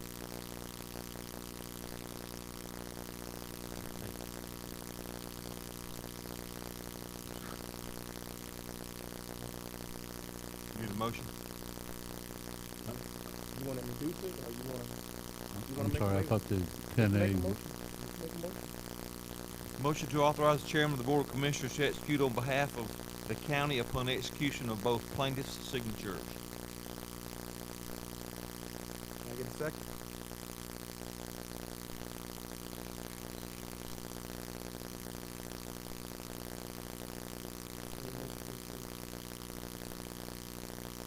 There's been motion to approve by Commissioner Edwards and second by Commissioner Cowan. Any discussion? Commissioner Sampson. I don't have a discussion. Can we just inform the citizens what it's about? If we get much past before introduce it? You wanna introduce so they know what they're voting on? the item is the resolution of, or the, let me get some words here, is the resolution of the settlement between us and Jones Petroleum Company in relation to the lawsuit that we had for the pending conditional use permit on the property located at the intersection of Georgia Highway 11 and Interstate 20. Thank you. Any more discussion? Commissioner Henderson? Thank you, Mr. Chairman. And we talking about, I think, the additional 12 acres that we talking about. I'm sorry, Mr. Are we talking about the rezoning, the additional 12 acres for rezoning, I guess some type of commercial that we talking about? Yes, sir. Yes. Okay. Yes. Okay, thank you. Trying to be sure. Anything else? Any more discussion? All in favor? All in favor? All. Any opposed? Thank you, it passes. 3-2.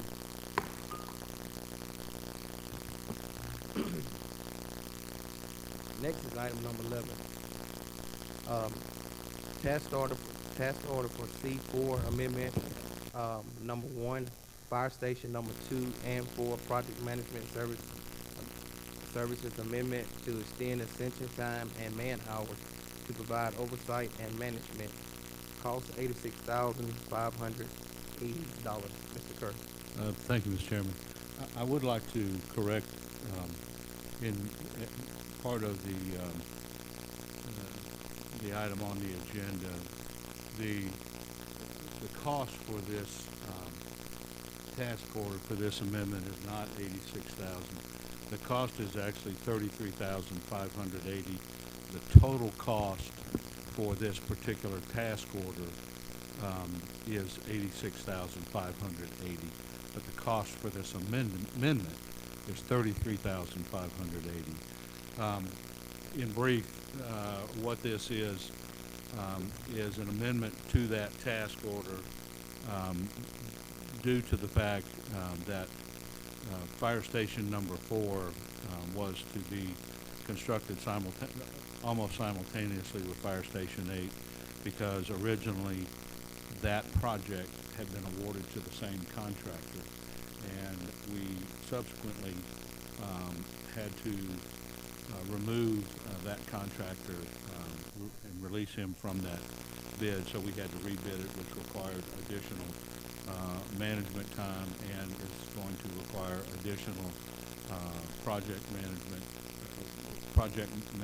activity, and will extend the amount of time that the project managers had to spend on Station 8, and then as well as what he will additionally have to do for Station 4 and had to do with Station 2. Jeff Prine with Ascension Program Management is here in the event that you should have any questions about this particular thing. Thank you, sir. I seek a motion, guys.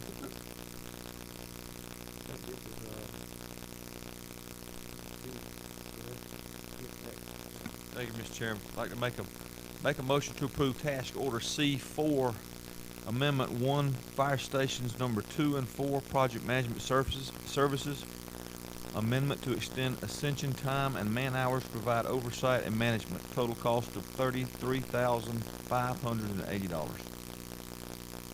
Can I get a second, please? Thank you. It's been motion by Commissioner Edwards and second by Commissioner Cowan. Any discussion? Commissioner Edwards.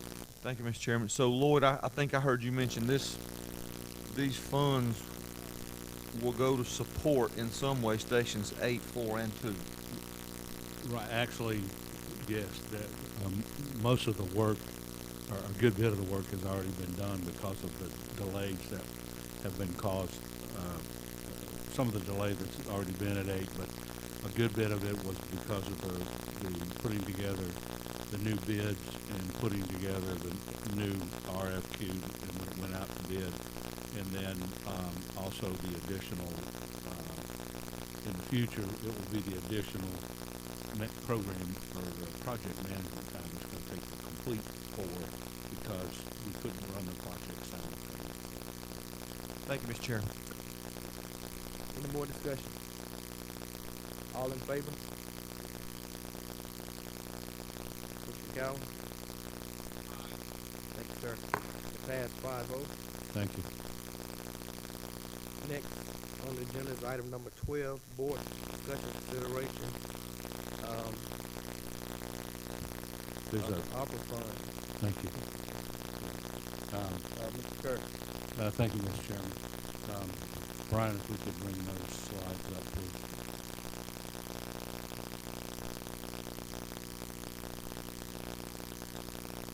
Okay. ARPA, the American Rescue Plan Act. A lot of people are calling this the CARES Act. CARES Act was in 2020. This is a completely separate bill, and the CARES Act money is gone. I know it's a little bit of confusion because they came on one on the heels of the other, but this is a separate act. Our total allocation is $21,704,962. We received the first half of it. I believe they called it a tranche or tranche. Anyway, the first half is $10,852,481. Received that on May 20th, and as we understand it, we should receive the other half 1 year from that first disbursement, and so we should be getting the other half May 20th, 2022. That's as it stands now. Of course, that's all subject to could change. We were promised $9 million, I think, originally in the CARES Act, and we got one half of a little less than half of that. So, but in any event, that's what we're being told. Next slide. All right, there's two key dates. We have to obligate the funds by December 31st, 2024, and obligate them by incurring some kind of issue of purchase order and incurring that way. But you've got to obligate the funds. But you don't have to spend them until December 31st, 2026. But any project that you start has got to be completed by December 31st, 2026. So there is a significant amount of time involved here. They did give the counties time. CARES Act, there was a rush, and it was a very shortened timeline. Next slide. All right. According to the U.S. Treasury, there's 5 primary ways to use the funds. One is to support the public health response, and that is to fund COVID-19 mitigation efforts. And one of the things about these particular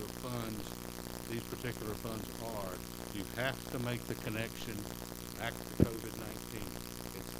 You got to make that connection somehow.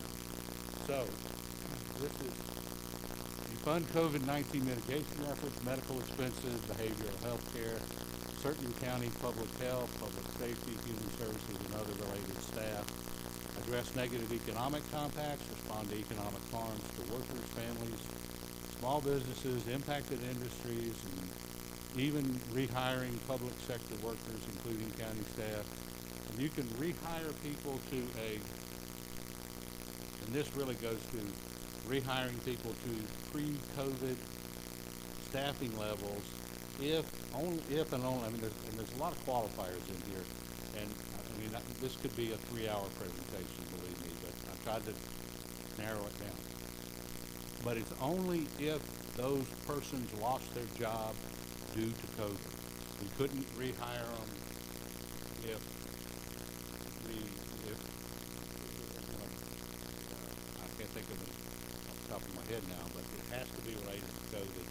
We could only rehire them if we needed to lay them off because we had a reduction in our tax revenues and we couldn't afford to keep them because of COVID. It has to be related to COVID. Replace public sector revenue loss. We didn't have that. Quite frankly, we got more money during COVID than we did the year before, and we're still getting more money. So thank the Lord, we have been very, very blessed. Use funds to provide government services to the extent of the reduction, etc. And this part allows for a really broad use of the funds. There's some instances where the ARPA is very restrictive, and in other cases, it's very broad. Next slide, please. Next two ways, premium pay for essential workers. But again, this is highly restrictive. There's a lot of talk about this where you can pay up to $13 an hour premium pay. But again, if you read in here, it says, who have faced and continue to face the greatest health risks due to their service. Now, under the CARES Act, we were able to give, and we used it primarily for public safety salaries. Well, we didn't have to, there really was not the emphasis or the importance put on establishing exactly how they were subjected, people were subjected to it. There was just a general belief that because you were a public safety person or because you happened to work in an office and you served the public, that you were under a serious threat. Under this act, you really have to make that connection. So just because we would not be able to do the same thing we did before, where just because we stayed in business, we were able to give employees the premium pay. You can't do that. Really, you've got to tie it back to that COVID. You've got to tie it's really for people like healthcare professionals, nurses in a hospital. If we ran the hospital, they are the type of people who would be who really this is ideally set up. Somebody who deals with it all the time, and it's only for those hours that they are spending specifically attending to patients with COVID-19. And it's very restrictive. Now, that's not to say that people are out there not doing it. Everybody gets $2,500 or whatever. It's not to say they're not doing it. But if we reading through this, all right, and the last way is water, sewer, and broadband infrastructure. To make necessary investments to improve access to clean drinking water, invest in wastewater and stormwater infrastructure, and provide unserved or underserved locations with new or expanded broadband. Unserved or underserved means essentially anybody that has 25 megabytes per second speeds for their internet service, either unserved or underserved. Either you don't have it at all, or you have less than 25 megabytes. Next slide. So those are the primary ones. All right, the covered period, it begins on March 3rd, 2021, and ends on the 6th. So anything that's happening between March 3rd, 2021 and December 31st, 2024, that's the covered period. Now, there are some exceptions that go back to some of the earlier to 2020, but again, that's sort of the devil's in the details. All right, there's a lot of flexibility in responding to public health needs and negative impacts. The term government services, because there's this, you'll see this in a lot of it, as to what government services that you can use the money for has to do with what services you weren't providing because you didn't have revenue to provide them. But it's very broad, and that's the only way we can pay for government services is if we lost revenue. So again, it doesn't really apply to us. But I put it up here because it's part of the bill. Next thing, now, the interim rule, this is one other thing, and I'll make a point a little bit later. There are no final rules. We still do not have the final rule for distribution, for reporting, for eligible expenses, ineligible expenses. It still is very much up in the air. So we don't have final guidelines. We've got some pretty good interim guidelines in there, but we still don't have the final guidelines. So anyway, so it says they may support necessary investments in drinking water, waste, stormwater, high quality broadband. For water, stormwater, and sewer investments, the interim rule aligns eligible projects with the EPA stuff. All right, for broadband investments, to meet at least 100 megabytes of service. So any new broadband would have to be for 100 megabytes. That's what, we talked a little bit, we talked about this called Chambers the other day, Chairman. He was talking about 100 megabyte service, and it has to be wireline. They talk a lot about wireline, but there are other ways to do that. So wherever practical. Next slide. All right.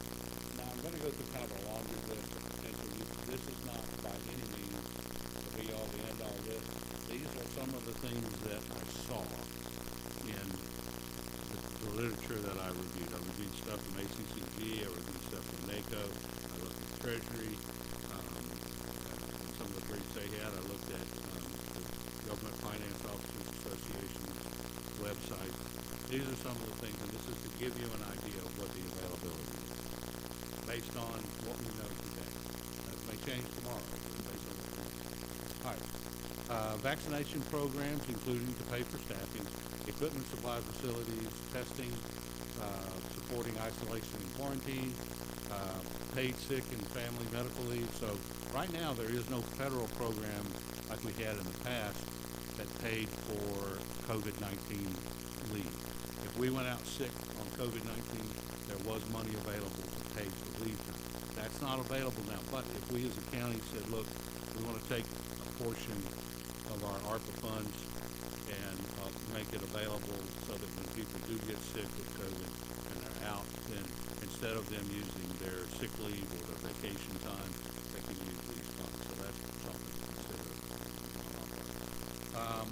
Emergency medical expenses, including medical transportation, communication, for vaccination programs, if we have to pay, if we decided, if we lived in the closer, we had our own television station, we could pay for television to stay here for similar to purchasing PPE, and if we were to just, when we go in and spray down the areas like the offices, people get sick, all of those supplies are paid for. Next, prevention and mitigation in congregate living, nursing homes, jails and incarceration. Anytime we have to do cleaning, anytime that we provide for, we can assist them by providing for PPEs and helping them provide for cleaning services, homeless shelters and schools. If the school system has stuff, but if for some reason they weren't able to provide that, we could set aside some of that money to assist those people if the board decided to do that. You see there ventilation improvements. If we needed to improve the ventilation system at the public health building, this would be an opportunity for us to use the funds to do that. Capital investment, we had to do some remodeling to what we have as a public health facility, or if there were clinics that were run, again, if we wanted to set aside money to do that, again, we could do that. But again, it has to be tied, somehow has to be tied back to COVID-19. Because of COVID-19, we have to put up barriers. So because of COVID-19, we have to have a large receiving room because we got to maintain social distancing. It has to be done. Next slide. Enhanced behavioral and mental health services. We currently provide help to Viewpoint Health. It may be that we would need to help maybe ramp up their appropriation. Now, addressing disparities in public health outcomes. This is where a part of the bill is targeted to a lot of part of what has happened is it has shown up some of the disparities in a lot of minority communities where there's not been appropriate health care. And so if we have that in the community, then this is where you want to set aside money to make sure that there's that the hospitals are providing the right kind of care, and that the ambulances do provide for pickup and all that in all communities. Support public health workers. food assistance, if you have people who are, and where this all comes down to, the people that lost their jobs or have reduced work, or they're not making as much money, and so they can't afford to buy as much food, that in the event the county wanted to support a food bank, have money set aside to do that, where people can obtain food. Rent and mortgage and utility assistance, that's something now that the state is handling, but it could be something that the county could handle if they wanted to do that. Counseling for legal aid for eviction and homelessness, and again, that's something that the county can take on. Internet access or digital literacy assistance. Job training related to a worker's occupation or level of training impacted by COVID. Again, tied back to COVID. Next thing. Assistance to small business and nonprofits, premium pay for essential workers, which I mentioned a while ago. Aid to impacted industry. They specifically talk about tourism and travel and all, but it could be any of the industries that we have. And that is pretty, it's pretty broad. They don't really define that, but it's pretty broad. I mean, it could be anything from assisting them with training people for, right now we've got a big unemployment problem or recruitment problem. It could be helping them to recruit people. Part of that, could be caused by COVID, because so many people were out of work. If there's a connection there, if there's a way to make that connection, and I'm not sure what might be. Rehiring employees, which I mentioned, water pollution control, stormwater runoff control, clean water is a big thing, so you want to be able to do that. Some of the ineligible expenses right off the top are going to be things like legal settlements. You can't use the money to replace tax revenue in order for you to reduce your millage rate, to reduce your taxes, so you can't do that. You can't use it as a match for non-federal dollars.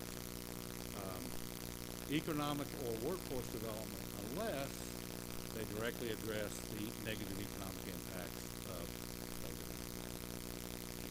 You can't use it for general infrastructure spending outside of water, sewer, and broadband investments. So we can't go and pave roads. Those are the only things that we can. You can't use it to bring down your debt service. Next slide. All right, there's a couple of things I wanted to make a note of. There are no final rules, which I mentioned earlier. So we're still waiting on the final rules, although the interim guidelines are pretty good. And I think they will, any final rules will pretty well follow the interim rules. However, there may be changes to the reporting, and there may be changes to what is eligible. And I think those are going to be some of the big things. All right.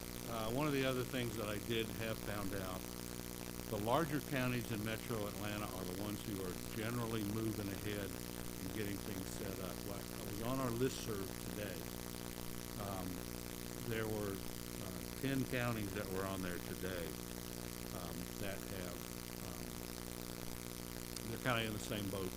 They're in the same boat that we are. They're in the planning stages. ACCG and GFOA have advised everybody to move cautiously and to plan very carefully, mainly because of this last bill. If money is, and it's like the CARES Act, if money is expended on ineligible projects or ineligible expenses, then the county would have to pay the Treasury Department back for all of those expenses. So there is, they're advising people to be very cautious. So anyway, here's what my plan for this is. We do not have the personnel, we do not have the expertise to manage this program. So, my recommendation, and this is what we've begun working on, is we're working currently to develop a request for an RFQ, request for qualifications and proposal for or consultant to completely administer this program. This would be somebody who would come in and some of the things that I was put in the scope of work, they would do community needs assessment and analysis so that they would take a complete look at the community to see what are the things that are needed in the way of personal assistance, what's needed for businesses in terms of assistance, industries, and so on. Look at the total picture to see where it needs to be. Develop a project list. Develop the criteria for what makes somebody eligible. What do they have to prove to be eligible for the funding? Essentially following a lot of what the state guidelines have already been set up. For instance, in some of the guidelines that we had originally established when we were looking at the CARES Act funding, so many years in business, so many years. If you're a 501c3, or what date you had to be a 501, registered with the state or with the business, when would you have how many years have you been in business? Producing financial records to show that your business was impacted, and so on. Payroll records if you're trying to get, if you're asking for money to help to get payroll or whatever.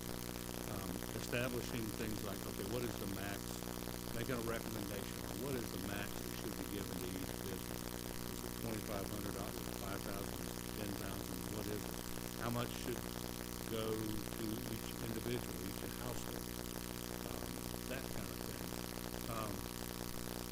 Development of for each project, whether it's assistance to households, how much should be allocated out of that fund for assistance to households? The broadband, how much out of that should go to broadband? So they would do all that, present all of their findings, and present a recommendation to the board for consideration. The board would have the final say-so on what, and that would be up to y'all to say, yeah, we agree with A, B, C, D, but we don't like E, F, G, and H. And come together and approve a program to move forward. Then these folks would move forward with the program and then do periodic reporting to you all on distributions and how many, what numbers of clients they dealt with, and so on and so forth.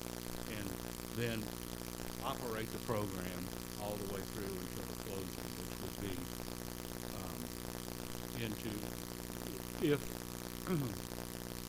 if there are projects that would run through to 2026, then they would be around, they would still be engaged by the county to continue with those projects, to make the disbursements and do the reports, do all of the reporting that's necessary that has to go to the federal government. So the idea is to really do this through a third party that gives us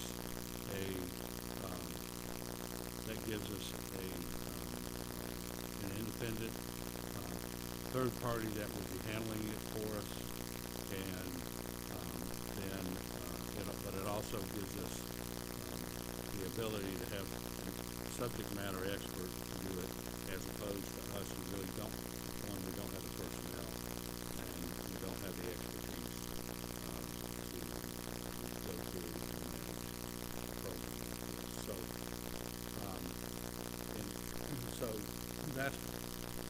That's what I intend to do. I think that's the best thing, because then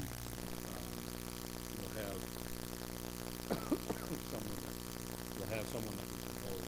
It does give us some accountability. It also gives us, I think, some flexibility, and I just believe it's the best way to handle it.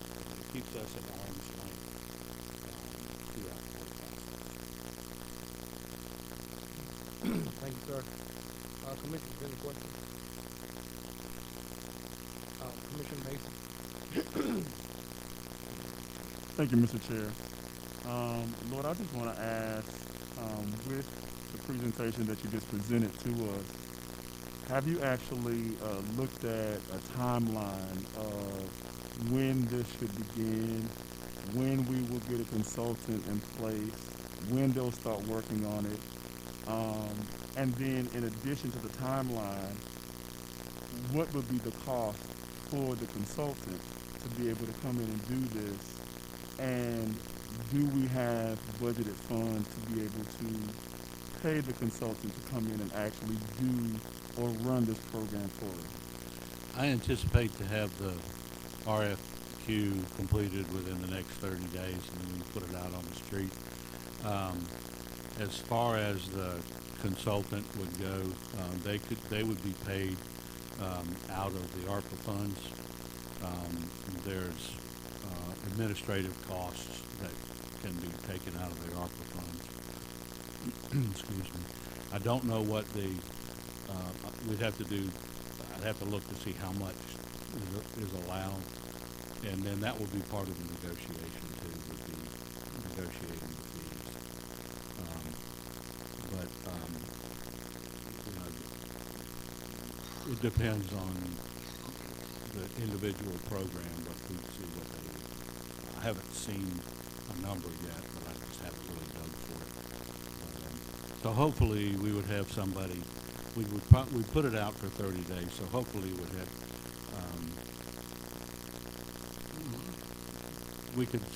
Well, I'm hoping that we would have a good, quick response, and we could get somebody in here do the review and all of that 30 days after that. Thank you, Mr. Chair. Thank you, Commissioner Sanders. Kind of echoing a little bit what Commissioner Mason stated, my only issue with the consultant is taking those funds out of that, the 10 million that we receive that could be going to citizens. You and I have had numerous conversations about this. I've been talking about this since March when we first found out about the funds. And so our neighboring counties use United Way to distribute the funds to citizens. And some of the other counties, Salvation Army, which we also suggested as well. So I think we should look at that because they're doing it now and they already know the process and procedure, and they are a non-profit agency. So we don't have to pay as much to a contractor that's going to take away from the funds. There's a lot of things that you mentioned here, things that I sent as suggestions to the board that you mentioned, giving to the homeless and various things that I heard a minute ago that a commissioner said something like a brow. You know, I was the one who suggested. So in regard to sending money to the homeless, our renters that are suffering right now, and a lot of counties are already doing that. They've been doing that since they first received the CARES Act funds, and Newton's behind the ball. So we need to really get on this. United Way and Salvation Army have already done it and have that process in effect and been doing it with the larger counties. That means that they have a process that we can start helping our citizens get what they need versus holding on to something we've been having since May 2020. Commissioner Henderson. Thank you, Mr. Chairman. Yeah. Whatever happened to, what I'm saying is I know we're behind the 8 ball, you know, and I know there have been meetings that has been going on, there have been Zoom meetings, and et cetera. Why, I thought we were going to bring at some point, I thought more sooner than later, the citizens to come in and just tell us the kind of what they're looking from us for. And have those meetings, the ones that have spoke with me and kind of grabbed my ear was the one that came and just really talked. It's like we're doing at a zoning meeting. When they come up here and stand out and just kind of tell us what we need. I know the Salvation Army locally has did a very excellent job. They've helped a lot of people in the community. I think they kind of just able to just reach out and help people. And also the United Way too as well. I believe that you might need a little bit of some oversight, not from the county, but I don't think at the level of a consultant. But I think it's very important to have the input of people, and especially the ones who are suffering, to come in and just tell us what they need and how we can assist them. There's a lot of them out there who need help. Thank you. Thank you. Anyone else? Commissioner Mason. Thank you, Mr. Chair. Commissioner Henderson brought up a good point. And Commissioner Sanders, when you talk about possibly incorporating United Way or Salvation Army, and Lord, maybe this is something you can look into.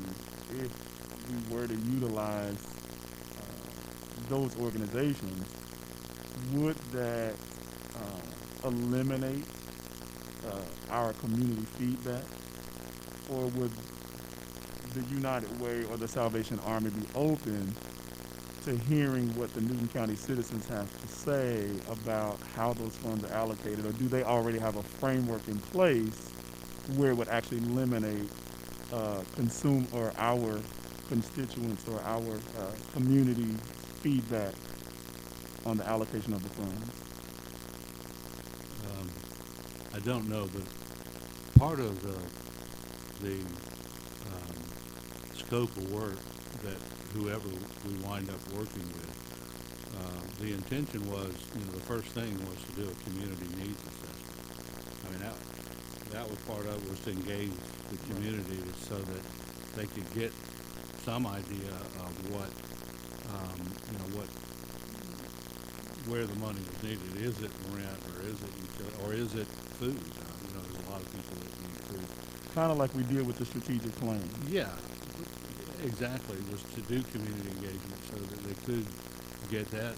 I mean, it could be that as we work through this, that it may be that it would be more productive to have one group, for instance, handle businesses and infrastructure, and another group like the United Way or Salvation Army handle human services.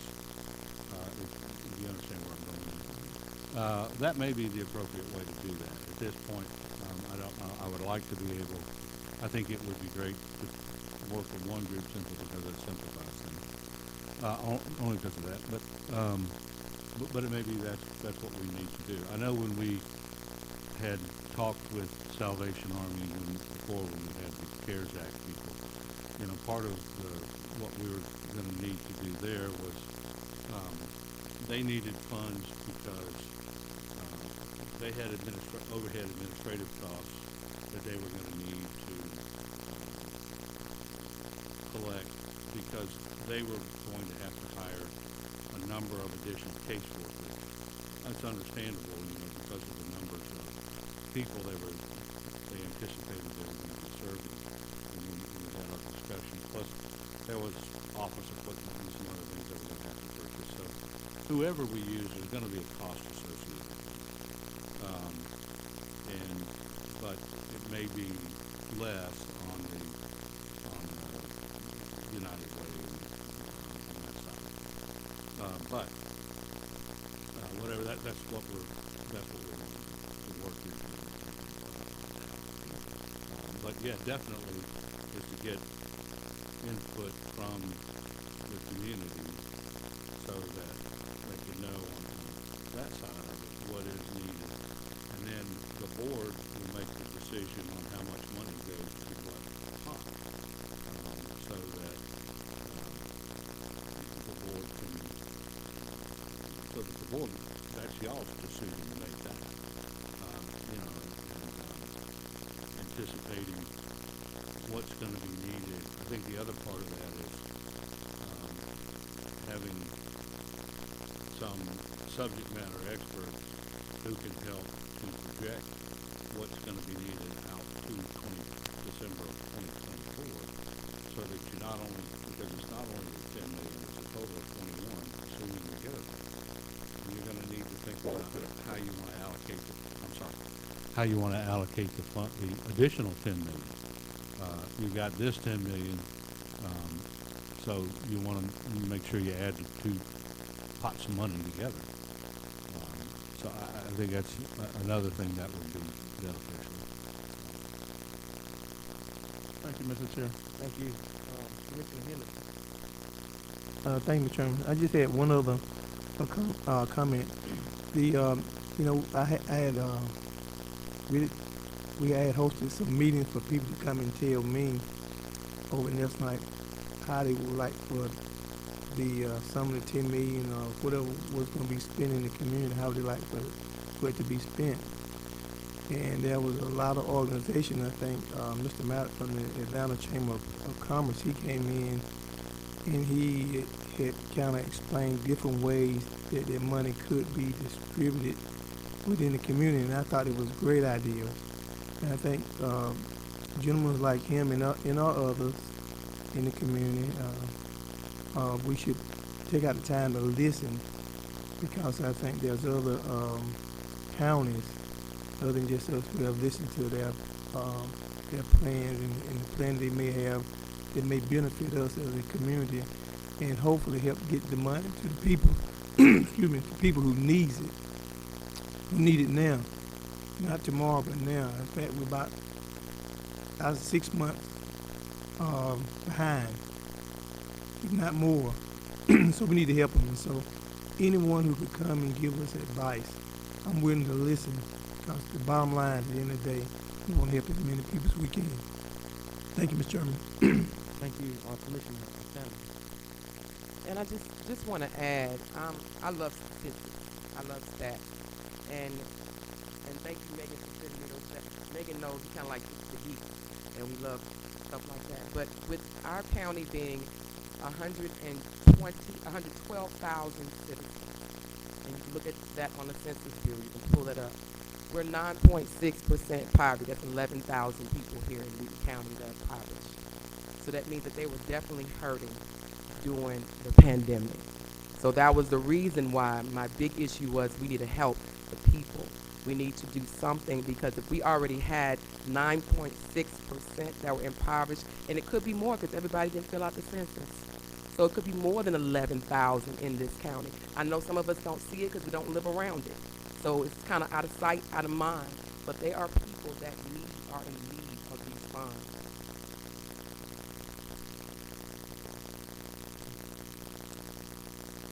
Thank you. So Mr. Kerr, once you get the RFP, you want to bring it back to the board? Yes, I mean, I can, sure, if you'd like me to do that, I'd be glad to do that. Well, what's the next step, I guess? Well, the next step would be for me to complete the RFP and get it out on the street, and then to bring once we make a selection, then bring the contract back to you all.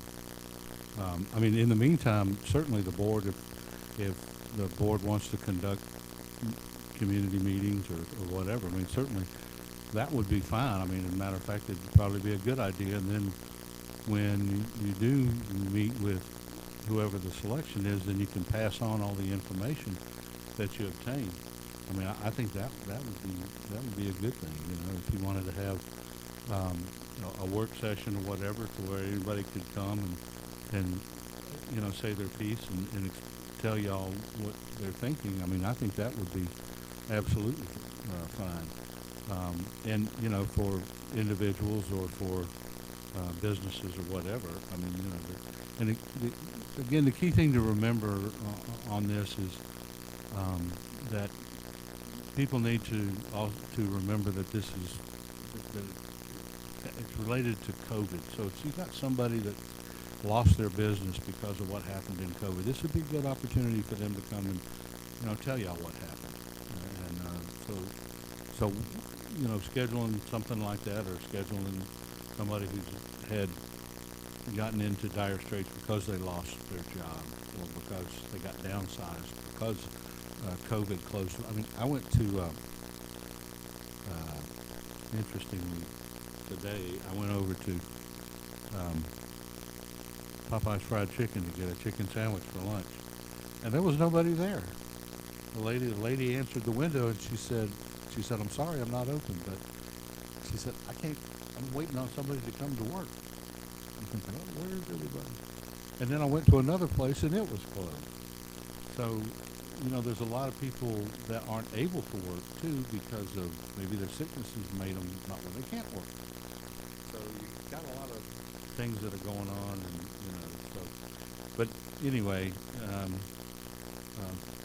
it would be it would be good to have them come and tell you what's going on, tell us why they can't work, you know, why is it that they lost their job, and what do they need? Some people need food, some people need help with their rent, other people need job training, you know, and there's money available in the funds, in these funds for that. Some people need access to internet, and that's another thing. You know, there's a lot of people in the county that don't have internet for one reason or another. I think we got a statistic from AT&T yesterday.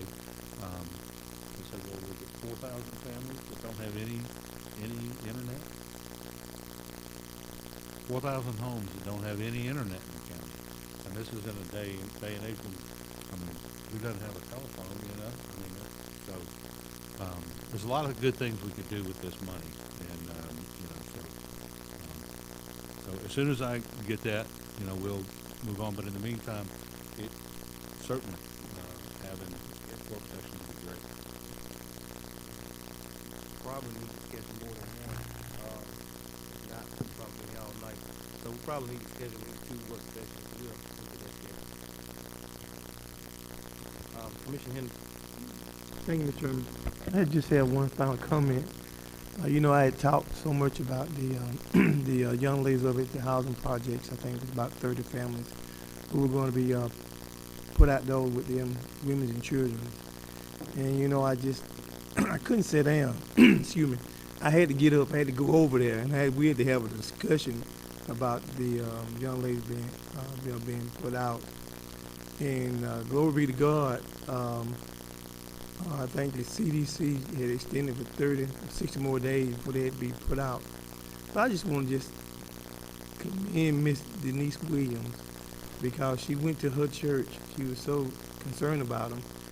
And she called me over there. She said, and she was handing out checks to the families from her church to help those people.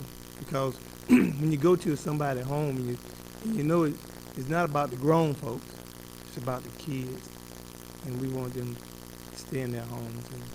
And if we could step up like that, if we had the heart like that, I think this whole world, this county would be a better place. This whole state would be a better place. This whole country, this whole world would be a better place. Thank you, Mr. Chairman. Thank you, sir. Next on the agenda is board discussion consideration of 278.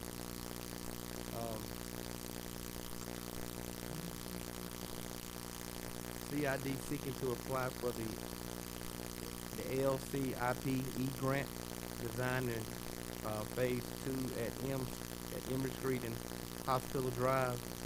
They're asking for a support letter. Captain Morgan and her team is here. Mr. Kerr. Yeah, thank you, Mr. Chairman. I'm going to turn it over to Kathy Morgan to explain what this grant is and so forth. With me tonight, I have Sam Hay and King Gaylord. They're on our board. And we have sent a request for a letter of support. The first one is to GDOT for the application, which is the Livable Centers Initiative for PE, which is Preliminary Engineering Only grant. And they had a call for this grant that is due August 27th. This is for phase 2. Our application is for phase 2, which is from Emory Street to Hospital Drive, which is the driveway into the hospital. In the past, you have supported us on everything we've done, so we want to thank you very much for your support. But we need this letter of support to ask GDOT to get a letter of support from them for this grant. And then the second letter that I ask you for is a letter of support that will be supplemented with the grant. And all we're asking you is your support. The CID has the funds available for the PE portion of this grant. We're not asking you for funding at this point, or we don't anticipate it in the future unless we start construction. And you know, I'm always going to be in for something. But we're only asking for these letters of support. I did send an amended letter that goes with the grant that specifies that you support the project, but there are no county dollars committed to this.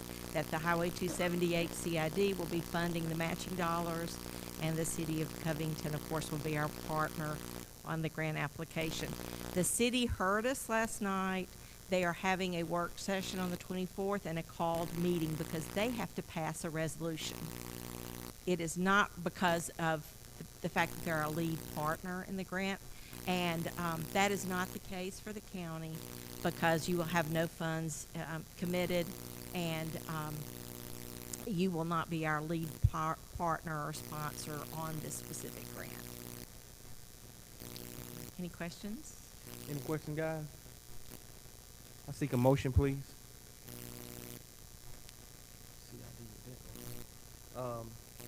Commissioner Cowell.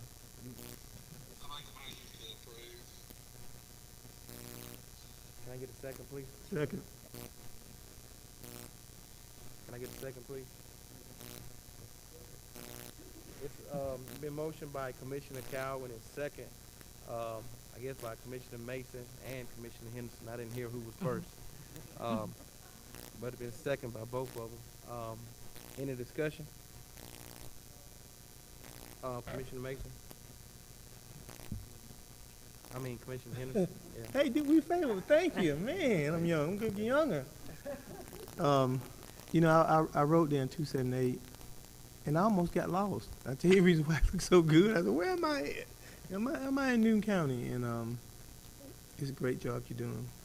Thank you. I will say we just did some numbers, and since we started this program in 4 years ago, in 2017, to the tax valuations for this year, we've increased the tax valuations through investments, redevelopment of property, and new businesses, 19.8%. Even in COVID last year, we showed an increase of 1.8%. And some of the other CIDs in other counties lost as much as 14% or greater values than that. We've been able to maintain ours. We only had 2 businesses closed during COVID, and the rest, some of our businesses did stay open by appointment only. But we're blessed, as Lloyd said earlier.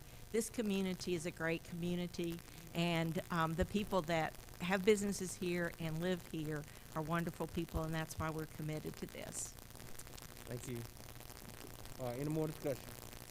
All in favor? Commissioner Cowell? Sorry, say it again. Thank you. It passed 5-0. Thank you so much. Thank you so guys much. for being here. Thank you so much.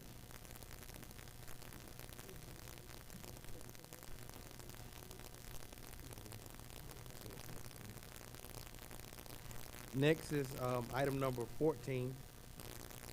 Board discussion consideration Parks and Recreation purchasing requesting approval of contract for Lowe's Associates Inc. for comprehensive master plan for the Recreation Department. Cost $93,500. Mr. Kerr. Thank you, Mr. Chairman. This contract is to do a comprehensive master plan for recreation. We have a number of parks that are in the county now, and we're looking at doing, obviously there's interest in doing a number of other projects. And so before we start, or before we go any further, we thought it would be in our best interest to have a comprehensive plan done, to bring in people who have had great experience in doing master planning to help us determine where, what we needed in terms of serving the public, and also where those particular facilities would need to go, and how we can finance them, and how we can build them, and so forth. Dwayne Mask, our director, is here tonight, and I think Jeff is also going to be involved in this project. So if y'all would like to come up and say a few words about this project, please do so.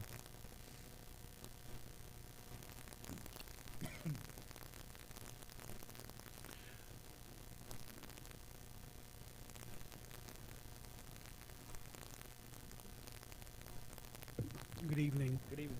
So the scope of work is broken into eight functional areas. The first one is just project administration, working with the team. Then also they're going to be doing developing a demographics report, looking at how the growth patterns are in the county, where people are living, where people are moving, all the different areas of that. It will also do a very extensive inventory and condition assessment of all of the parks facilities and that exist in the Parks and Rec department as it stands today. They will then also work to do outreach and needs assessment and gap analysis, determining what are the areas that we need, what programs do we not have, what facilities and improvements do we not have throughout the community. They will work with us as a group to help prioritize and recommend specific park improvements, development, and potential future acquisitions of land that might be necessary for additional parks to help support the needs of the community itself. They will also evaluate the staffing and operational needs for these improvements and what those costs may be, and work with us to determine ways of gathering the funds to cover those kind of costs.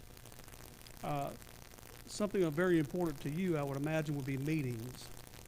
So we were very, very specific in the RFP about the community involvement. We wanted to make sure that there was plenty of opportunities at different levels for the community to provide their input, because obviously this is their facilities. So in addition to working with the staff in several different kind of meetings, they will be working with the community by hosting at least one community meeting per district. They will then also do a public survey that will be online, where if you couldn't attend one of the meetings, you'll still have an opportunity online to provide your input for what's going on. And then working with you as the commission, they will come and make a preliminary presentation to their findings, receive input from you, work with the Parks and Rec department to determine how to edit the final recommendations, and then come back and make a final presentation to you for your approval. You have anything, Dwayne? No, just we've talked about this probably the last 3 months, and one of the, I think the biggest thing, like Jeff just said, is we want to involve the community and have some meetings and hear just what the community wants. And what I want from Parks and Rec is probably totally different from what the community wants. So, and we all have our own thing of what we'd like to have, but we're here for the community, and that's what we'd like to do, is get their input and just kind of have some guidance over the next, this will be about a 5 or 10 year plan, so just give us guidance over the next few years. Thank you, sir. Guys, I need a motion to get it going. Commissioner Henderson. I'd like to make that motion, Mr. Chairman. Make that form of motion. Okay, let me clarify. I'm sorry, it's been motioned by Commissioner Henderson and second by Commissioner, I think Mason. Discussion, Commissioner Henderson. Thank you, Mr. Chairman. What about the projects that we've already kind of started? I know we had purchased property over on Brown Bridge Road, and I can't think of your former teacher, Mr. Chairman, what's his name? Mr. Addison. Yeah, Mr. Addison. And there was something that was already looked at, and we had requested, I think, through Lord, and I think the meetings that we've had with the county attorney, Ms. Martin, that we were going to do a plan for that, include Mr. Adams, and condemn him with it too, as well, as far as that park over in it. It was about 11 plus acres. Secondly, is one we were looking at. It was some more gifted property where we did that roundabout over on Jack Neely Road, right in there. And there was something that we also need to look at. So, what I'm saying is, and my point I'm trying to make, is let's not abandon the projects that we've already looked at, and we need to incorporate those projects into that master plan. And I'm gonna just say something about talking about the 2005 master plan that I knew a little bit. knew a little bit about. We had the plan, but we just never did do the work. The master plan for, in Covington was to move the one off Jefferson Street somewhere else. Well, we moved it, and then we ended up, because I knew about it, and because the area that it was in, we spent all the splash money that we could get to try to improve it and give the community the plan they really wanted. And that's kind of what we did in this, and I would like to thank Mr. Wayne for working and helping and understand the vision and the need for community parks in Newton County. So that's a good vision that he has. Thank you, Mr. Chairman. Thank you, Commissioner Sanders. So I was listening because I know Lord said projects. Are there any projects that are already in mind, or this is going to already come fresh from the citizens once you have, and they decide on those projects?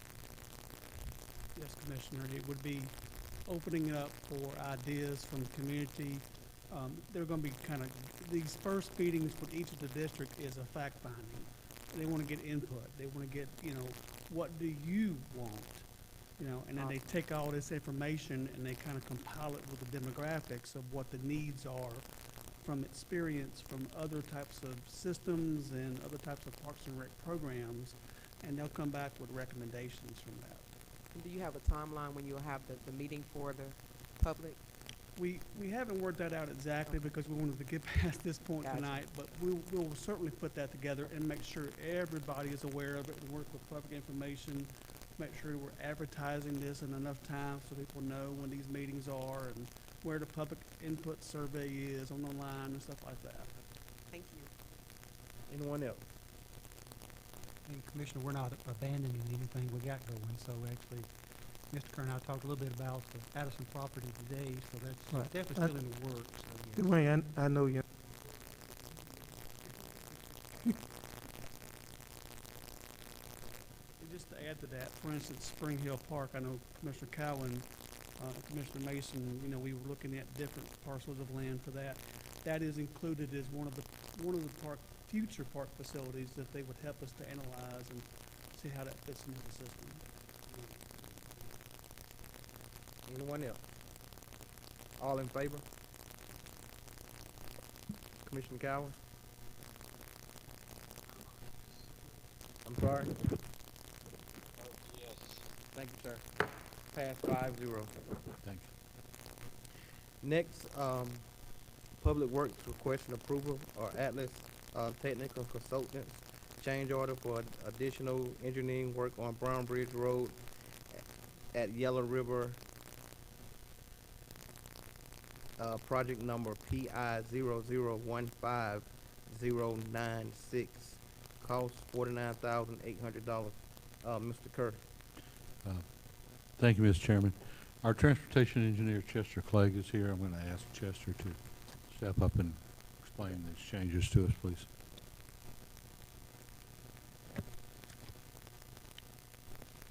Thank you, Mr. Chairman.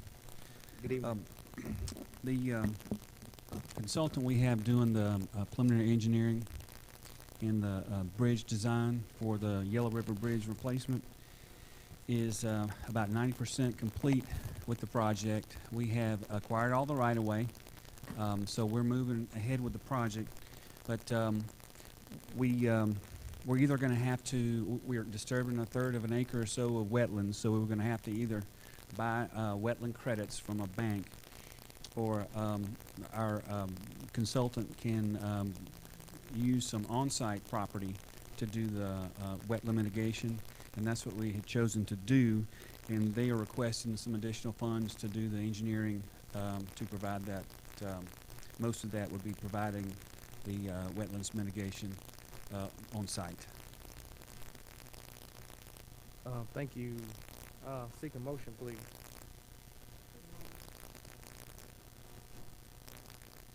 It's been motioned by Commissioner Henderson and second by Commissioner Edwards. Any discussion? All in favor? Commissioner Cowan? Thank you. It passes 5-0. Thank you for being here, Chester.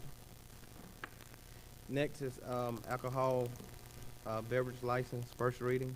Bolero 14625 LLC. Owner Shaheen Quick and Inc. 4625 Highway 36. Applicant is Shahai Galani. District 1 alcohol license. Final reading 1814 Quick Stop LLC. Owner Nourishing Rail 1814 Highway 11, District 1. Commissioner Edwards.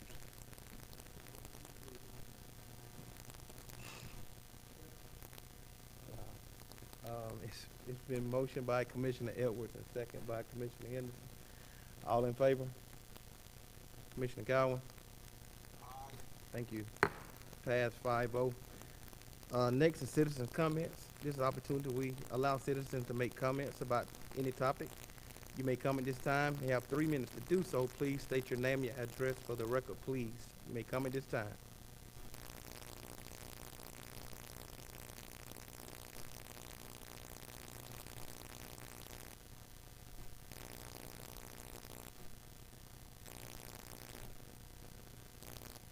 Good evening. Good evening. My name is Keisha. My name is Keisha Williams, and I live at Stone Ridge subdivision, and I currently live at 75 Stone Commons Way. I have two separate concerns. My first concern was I just discovered that we all are implementing transit that's going to be established. I don't know how soon, maybe 2 years from now. I'm not too certain. I was not aware that this was going to be established. I did not discover it until I went on the website to look on, to locate what time and what date of this meeting was going to be occurred. And that's when I saw that there was a transit plan meeting taking place for us to see what it looks like. So I was not aware, and I asked the people that was facilitating the meeting, how are the residents being notified about this? Because I'm sure a lot of people are not aware that this is taking place. And then he stated that notifications were sent out by cell phone or email, but I've been a resident for like 10 years, and I've never been notified. So I don't know how the distribution of the notifications are being sent, emails, phone numbers, because all of that information is established on my account, of course. You all know where I live. So I just have concerns about the transit plan. I don't want to see transit being implemented in Newton County. I specifically moved out here because of not having that type of service. I don't want that unforeseen crime that's going to increase if that is established. So, so I just have concerns, and I hope you all will not implement that. I'm sure it is, but I just had to put that out there to let you all know. My second concern, which is the look of Newton County. I understand that there's a lot of people that are moving here, and that a lot of buildings. But a lot of it that I see right now, a lot of buildings need a uplift, like they need refacing. So I hope that you all kind of like give some sort of incentive to certain builders to say, why don't you just look at this location and trying to make it look a little bit better and build in that particular location versus breaking ground, breaking down trees and things of that nature. So I just hope you all just consider that, and thank you for your time. Thank you so much. Thank you. Anyone else?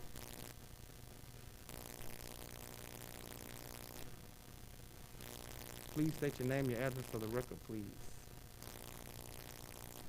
Donna Lindsay, 150 Barber Road, Covington, Georgia. And my concerns are two. One is I have emailed each of the commissioners as well as copied to other people that are here about a request to have a audit of all key card holders and users for the last year. We keep seeing posts all over Covington News, several different websites on Facebook about the misuse of funds getting used for personal use, even though it's clearly stated in the county handbook that personal use is not allowed. So even though an individual says they're paying it back, I can't get any answers to any disciplinary actions of why we're allowing that and why it is allowed to continue, especially when it's been continuing for over 4 years or close to 4 years. The other thing is we have executives here, and all of you are aware of who I'm going to speak about, that I have repeatedly emailed, and I cannot get any answers by our county manager or our board chairman, and I would like those questions addressed. I have made multiple attempts for open records, and I've been told that the policy is that you get those open records within 3 days. I have several outstanding that have never been addressed. I can't get answers back on why I don't get those requests fulfilled. And as previously stated to the other members I've been here, I've heard a board member say that those e-cards are open records, that there's nothing to be hidden. So I can't understand why I can't get the records that I'm requesting. So all of those are my concerns. Not only do I pay property taxes in this county, I'm a business. I pay a business license fee, and 3% of all of my sales go to SPLOST. So if I can't get some resolution here, then my next answer is to leave it in county. So I don't understand why I can't get the help that I need to get the answers that I would like to have. Thank you very much for your time. Thank you. Anyone else? Anyone else? Anyone else? Commissioner Cowan. Yes, sir. I got something I need to check with Lloyd on. Lloyd, Surrey Chase, there's some construction being done down there by the Water and Sewer Authority, and they've got some roads that are torn up. Could you get one of your guys to check on that, please? Yes, sir. Definitely will. Okay, that's all I had, Mr. Chairman. Thank you. Commissioner Henderson. Thank you, Mr. Chairman. Well, I have just a brief few words. I think a while back, Attorney Megan and myself, and I don't think it was Lloyd, but we sat down and we were talking about the projects that we had asked me to downsize my project. I think it went from 5 million to whatever. And so one of the things, or a few of the things I requested was the Aura Crossing building, gym, be changed into a voting precinct, you know, where you can go early voting. And it seemed like we was somewhat in an agreement for that. We also requested that in that same building, that the storage space for the computers for the voting office be stored there in a temperature environment.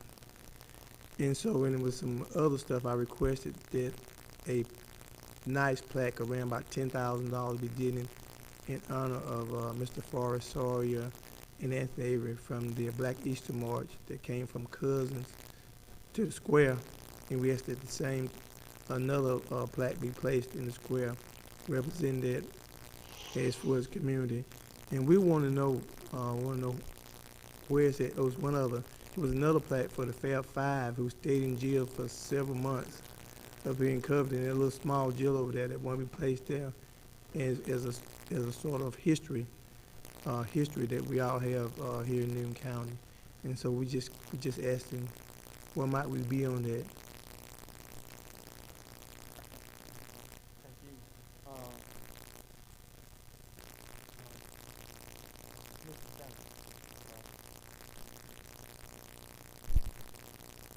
First, I want to congratulate our first Olympian in Newton County. I don't know if you guys are aware, Elijah Goodman. I think I have pronounced his last name. I had the opportunity to speak to his mother today. She actually lives in my district. He won the bronze medal in the track and field area. So this is our first and ever Olympian. I spoke to him and his mother on the phone and was able to congratulate them today.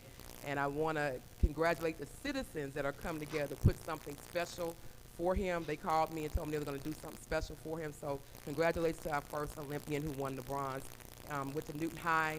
So I'm excited about that because that is my area, my district. So I'm excited about that. As well as this weekend, for those of you who missed jumping on the trampoline, we had an awesome time. We went back to our childhood, but we worked out. We had a good time. We had some citizens pass by watching us jumping on these trampolines safely. I also want to thank the Newton County Sheriff Department for partnering with us and assisting us with the electricity that we need for the sound and all that great and wonderful stuff. And our last workout session is August 28th, where we'll be doing cycling again. And we have 2 sessions, one at 10 and one at 11. You can go to commissionersanders.com to register for that. I'm also excited about our ladies retreat coming up. We had a number of ladies, daughters, and mentors that signed up. And I wanted to also thank those citizens who donated everything for this event. I mean, everything for this event was donated by the citizens. Catering, decorating, a major company is about to give to these individuals that's coming to the event. So I am happy and excited about that, and thanks to all those who supported this and were involved. Thank you, ma'am. Commissioner Mason. Thank you, Mr. Chair. I want to thank this board for one,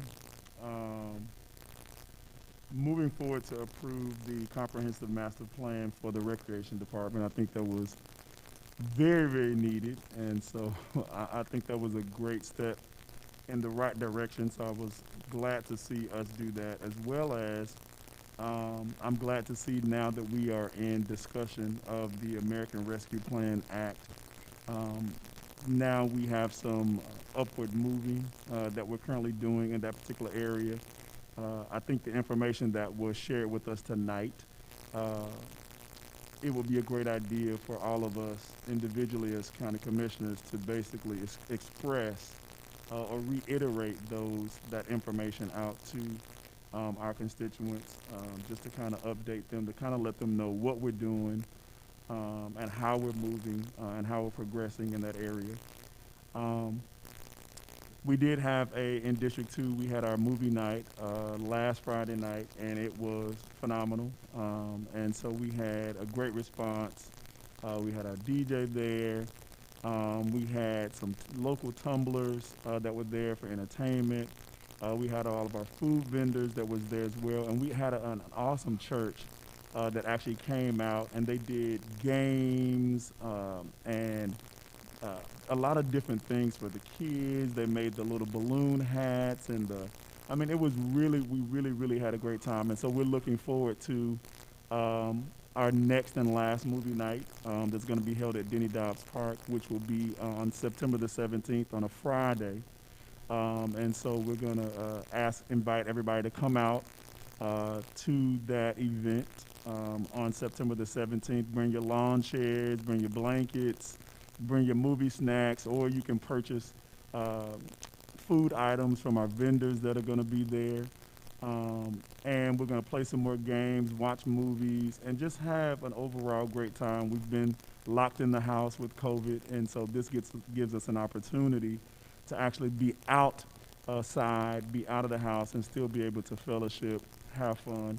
We're also looking at planning up another cleanup day this month, which is going to take place on August the 28th. So be looking out for that. We want to do our best to keep our community clean.